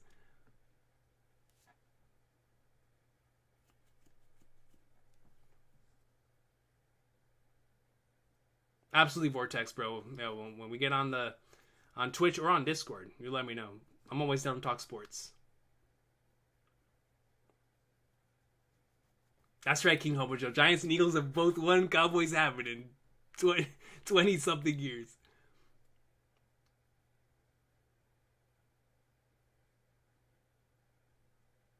When Brogy smiles at Bonnie, the SFX spells Nika. Oh, smile. That's so cool, Akash Panda.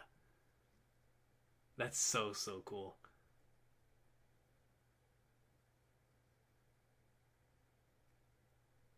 Yeah, no, Kube, and I think that's such a cool idea. 100%. Yeah, and why he's much younger than the rest. Yeah, no, true that. You're absolutely right. It might be the world of fruit taking him over. ZMP, that's a fascinating statement. So you're on board on like the whole possession thing, which I think is really fascinating. It would, Lazy Mofos. It really would fit the narrative of Emu and the Gorosei being the gods of the verse, even though they look like devils, which is such a cool twist. Once again, on like the odifying things. Was wondering what would be the best way to experience Final Fantasy VII after the remake. So, like, Mist, you're coming at it from somebody who has played FF7 Remake first, right? So if you played FF7 Remake first, with Rebirth coming out next week, recommendation would be, I mean, I haven't played Rebirth, obviously, but I'm going to assume, based on our expectations, and I already know it's going to be peak fiction, that it will be FF7 Remake, then Rebirth, and then I would recommend, after playing Rebirth, to go back and play the original Final Fantasy VII. You will gain a new appreciation for the remake with context for FF7, and when the final installment comes out, I'm pretty sure, just based on the way it's been so far, it'll give you a brand new appreciation for just the entire thing. So definitely from Remake, go Rebirth, and then go back and experience the original FF7. That's probably what I would say. All love Hen64. Still have one of my favorite names. Absolutely love your name, dude.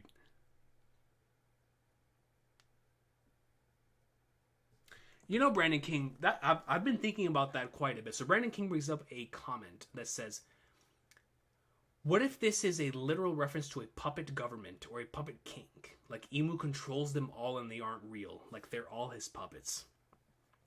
The reason why I think that's such a cool idea, Brendan King, is that you have someone who's on top of the world, who's like, who is literally just a kid who's playing with his toys. So just imagine that you're like this one single individual who is like, whenever you were a kid, right? I know I did this a lot when I was a kid.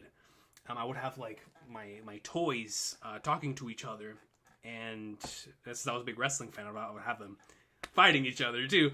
So I was like, okay, that'll work, and we have to build that up, right? So Emu, if he truly is the puppeteer who's controlling these individuals who are not even real, what I find fascinating about that possibility is that if something like that is even possible, not only is Emu by far the most terrifying individual to have something like this only be one of his, like an extension of himself, but somebody gave the illusion that the five elders are the ones on top of the world, even though it was always them all along, who were in control of all the others, and they, even though they bicker amongst once another, he was sort of doing that, like just playing toys, or playing with his toys, whatever. I found it to be a very fascinating idea.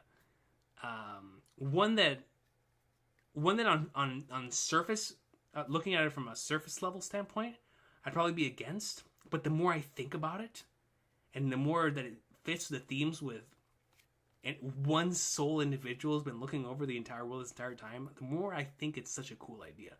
I still want Saturn and the Godel State members to be their own people, just because I think that'll be more interesting for the grand scheme of things. But if Emu truly is like the puppet master who's in control of all these things, like as if they were toys or extensions of himself, oh god, man, Emu's going to be on a completely different level if that's the case. And I'm not even talking about just in terms of strength. I'm talking about in terms of like one of the craziest villains ever.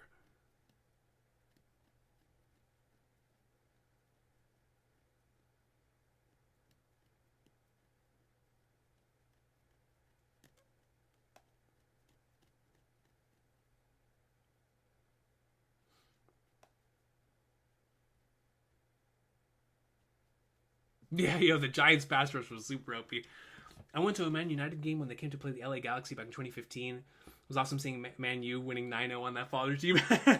Oh, that's really cool, dude. See, I really want to see them play live, man. If I ever get the opportunity to go to Europe, I've told my family this many times. When we get a chance to go over there, I of course want to visit the iconic stadiums. Like, I really, really want to go to Spain and Barca and Madrid, obviously, because that's been such a main staple of my entire life, living in a Barcelona household, and of course, same thing with Real. But I really want to go to England. I would love to go to Old Trafford, and as long as it's still Old Trafford before they renovate and stuff, like I would really love to visit. I just don't know if I'll ever get. I know one day I'll hopefully be able to do it, but I just think that'd be so cool. But if they come down here to where I live, of course, we're there no matter what. Dude, Eric, my guy, Eric, man, the Luffy moment from this chapter was the most hype moment for me since Divine Departure. That is how hyped I was when I saw that Luffy panel. I was going crazy, dude. I'm still going crazy. We're 3 hours deep into the stream, and I'm living off of the energy of Luffy grabbing Kizaru and Saturn. Like, he is him. That is my Yonko, dude. That is my MC. I'm playing Infinite Wealth right now. Peak fiction, brother. Peak fiction. I'm currently doing my New Game Plus not yet. The premium adventure run. But that game is so special, Eric. Infinite Wealth is so peak, dude. But nah, man. Luffy is him. Luffy is him, dude. So Emu and the Five Elders are like Nagato and the Six Paths of Pain. So this is my whole thing, King Hobuto, right? I was actually bringing this up a couple of weeks ago. I think it would be interesting if another parallel that Oda's trying to present is that just like Vegapunk is the Stella unit that is portraying himself through these 6 satellites, it would be fascinating if Imu was doing a similar thing with the Gorosei, which would be yet another parallel. And there's been so many parallels in this arc. Why not add another one that is going to solve one of the craziest mysteries in the series, if that is the route that Oda wants to take it. And that's exactly how it would be like. Honestly, it would be a Nagato situation for sure.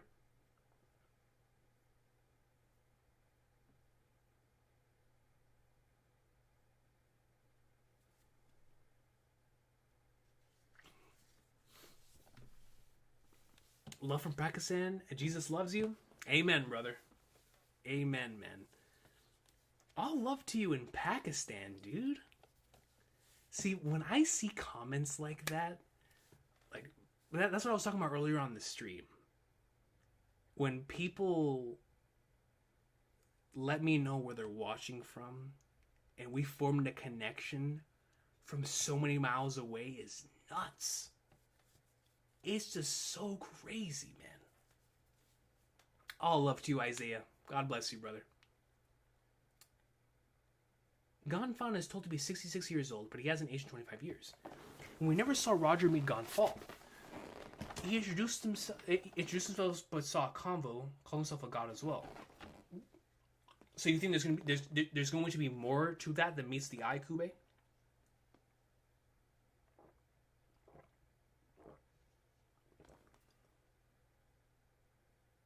Yeah, Hank. You're right. So Hank says, going along with Brandon King's comment, if you analyze 1085, the Gorosei seem to be forced to transform into their Zoans once he's attacked / angered by Sabo. That's true. That's true. It looks like they all enter the state that Saturn goes into in this chapter, which is so crazy. That makes Sabo's feat even more insane to me. If he was against all of them while they're in their raw state. I'm a Jets fan and I want to talk about it. Yeah, I really feel for the Jets fans, man. You guys have had so much potential. Yo, that Mark Sanchez team with Rex Ryan running the defense, Darrell Revis back there, Revis Island, that was a special team, man. I really feel for you guys. The Jets have come so close. This year, Aaron Rodgers, like, you guys had a fantastic team. I was like, yo, the Jets are probably going to make it really far. Before it could even start. Man. But you guys have potential, Zachary. You guys have potential for the only problem is going to be you guys are in a very tough conference. So having to beat teams to get to that point, God, I can't even imagine. Man. So, shout out to the Jets. Kev! My guy, Kev DOG, man. What is good, my boy? It's good to see you, man.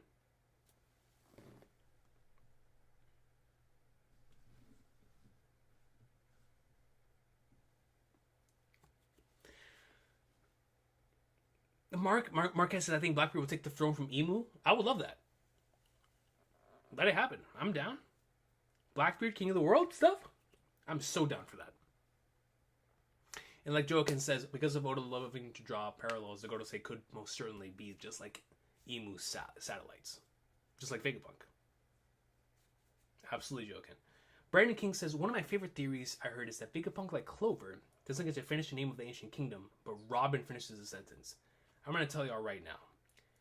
If Nico Robin says the name of the ancient kingdom at any point in Egghead Island, especially like you said, if like Vegapunk, he gets cut off, but then Robin is like, you ain't cutting him off this time.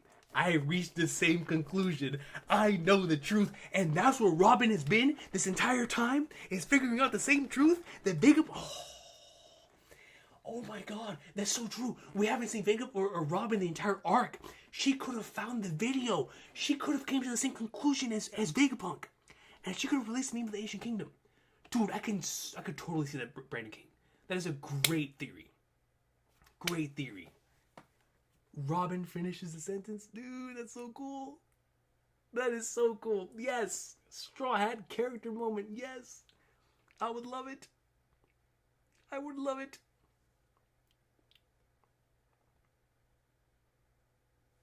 Joaquin in Chile. Yo, Chile, man. It's like I think of these places, and like I can visualize them. It's so far away from me, dude. So far away from me.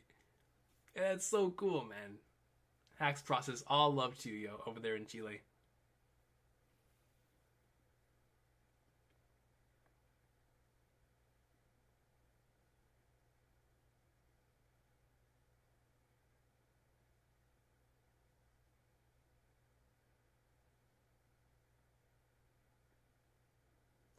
Oh, Kube. That's an interesting way of looking at it. So when he lost his role and became a Sky Knight, his own version of a Holy Knight, that he might connect to the Celestial Dragons and maybe the Gorosei.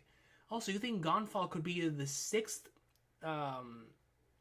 member of the Gorosei who was maybe taken out, or he has some sort of connection to them just based on his design, the way he's carried, and stuff of that nature. I'd be down. More connections to Skypiea, the better. You feel me? I need it. I need it. That's fascinating, Kube. I never really thought about Gonfall being connected to the Celestial Dragons of the Gorosei. Was Robin sleeping in a panel in the last two chapters?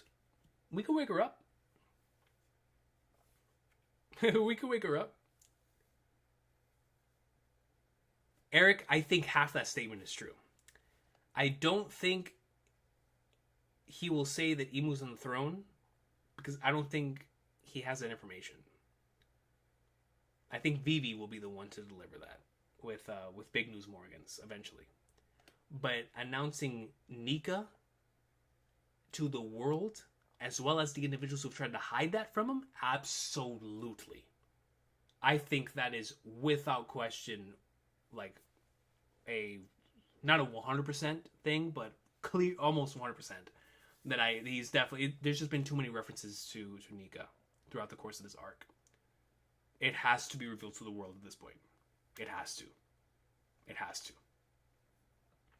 What are Crisis Core and Advent Children? Oh yeah, I should have brought that up too. Is there anything else FF7 related to Peep? Planning to get on the FF7 grind after catching up to Trails. Okay, Mist. So I got you. So let me give you the full breakdown. Because now I don't remember. If you've played Remake, if you have not played Remake, oh dang, that's actually tough. That's actually tough. Okay, so I'm going off of the assumption that you played Remake. So Remake, Rebirth, Original FF7, Crisis Core, and then Advent Children. And then if you really, really want to get the full scope of FF7, go out and play Dirge of Cerberus as well. Even though I'm pretty sure, I have a good feeling, that is about to come to modern consoles soon. Like, I have a pretty good feeling. Just based on the how, even though that game, like kind of like Shadow the Hedgehog, it's like the Shadow the Hedgehog of the Final Fantasy games. It's still beloved by, it has like a certain cult following. So I would still say to also look into that one as well. But that's like an optional thing. The two that you have to experience are Crisis Core. You can do a reunion because it's a fantastic remaster, and without question, Advent Children. You have to experience Advent Children. You got to experience Advent Children. There's no question. Definitely experience Advent Children. So do that. Do FF7 Remake, Rebirth. Go back to the OG FF7 while you wait for the next game, and go Crisis Core and Advent Children for sure. Man, you're going from peak to peak, dude. Just woke up, read the chapter before bed, watch a reaction. What was that pure peakness? Dude, pure peak knows a rock. Pure peak, dude. Yo, Shar the Dank, what's good, yo? What's good?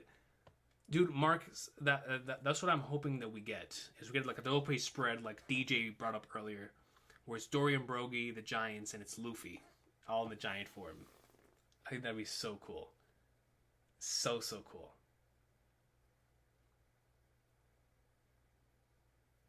We'll go back and rewatch, but what's your thoughts on the chapter? Share the Dank. The final, like, 2 pages of the chapter had my entire mind in a swirl. The final page is, like, God, I was sweating so hard. I thought I was gonna pass out, dude. I thought I was gonna faint. I was sweating so hard, man. For both of the things that were happening on that page. It was insane. It was absolutely insane.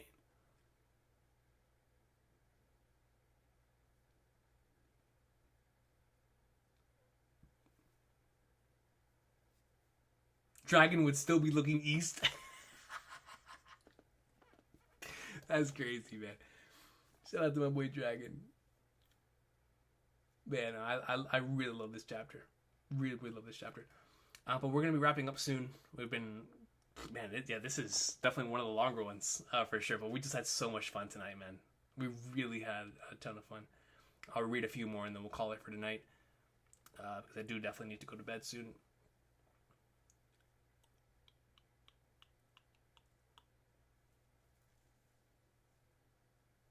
Yeah, good point, Lazy Mofos. Great point, actually, in regards to sound.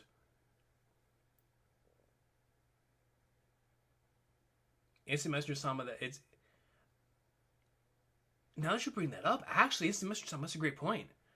In post-Egghead, we're going to see how Luffy and Dragon, how both of them respond to believing that they failed Vegapunk.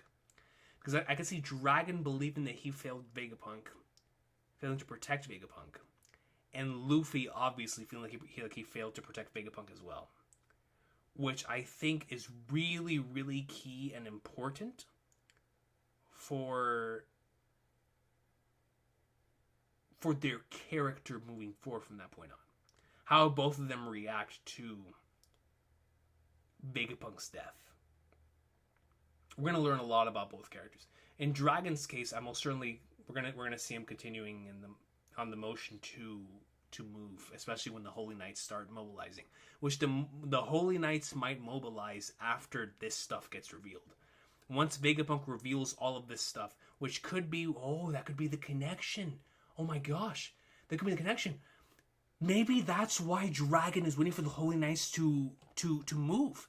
Dragon is waiting for the Holy Knights to move because he knew Vegapunk was going to reveal the truth of the world. And when he reveals the truth of the world, Imu is going to tell the Holy Knights to mobilize. And when they mobilize, they're going to run into the revolutionaries and Dragon's going to stop them. That could very well happen, you know. That could very well happen and be the reason why Vegapunk had to reach out to Dragon. Because he knew Imu would potentially mobilize the Holy Knights to take care of the situation on the surface. Once the truth of the world is revealed. I think that's a really fascinating possibility. And one that connects Dragon to what he's been set up to do throughout the course of the arc up until this point. So I'm excited for that. I'm excited for that possibility, if it does happen. Just to see some Dragon greatness, honestly. Because he did say they're waiting for, specifically, the Holy Knights to mobilize. Good morning, Alexander. Can't believe those reviews for Rebirth, man, was honest. But same here, Josh, dude. Like, I'm still in awe at the fact that a Final Fantasy game in 2024 launched to a 93 on Metacritic. That hasn't happened since Final Fantasy 9, I think. Final Fantasy 12 launched in 92. Final Fantasy 10 launched with a 92, I think. And 9 launched with a 93. It's been a long time. A long time. So that's so cool. So cool.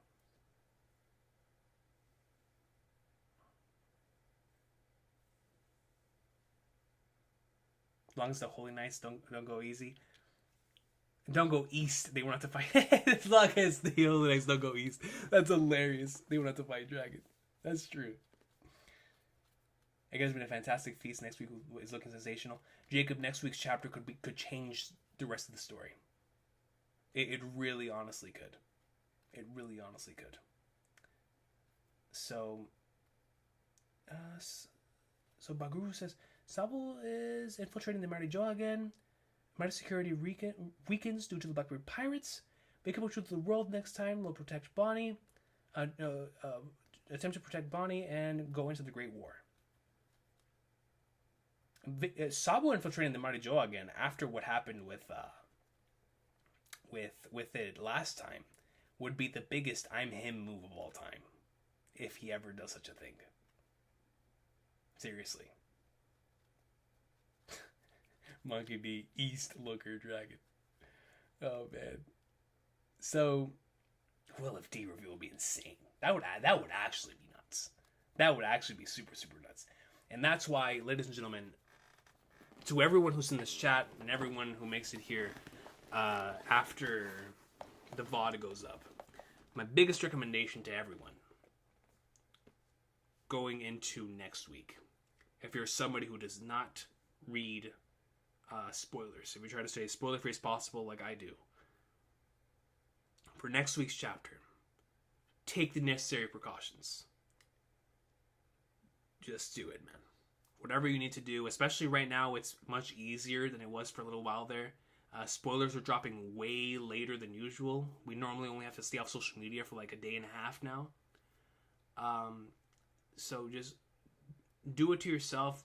Be cautious, and let's all try to stay as unspoiled as possible for this next chapter.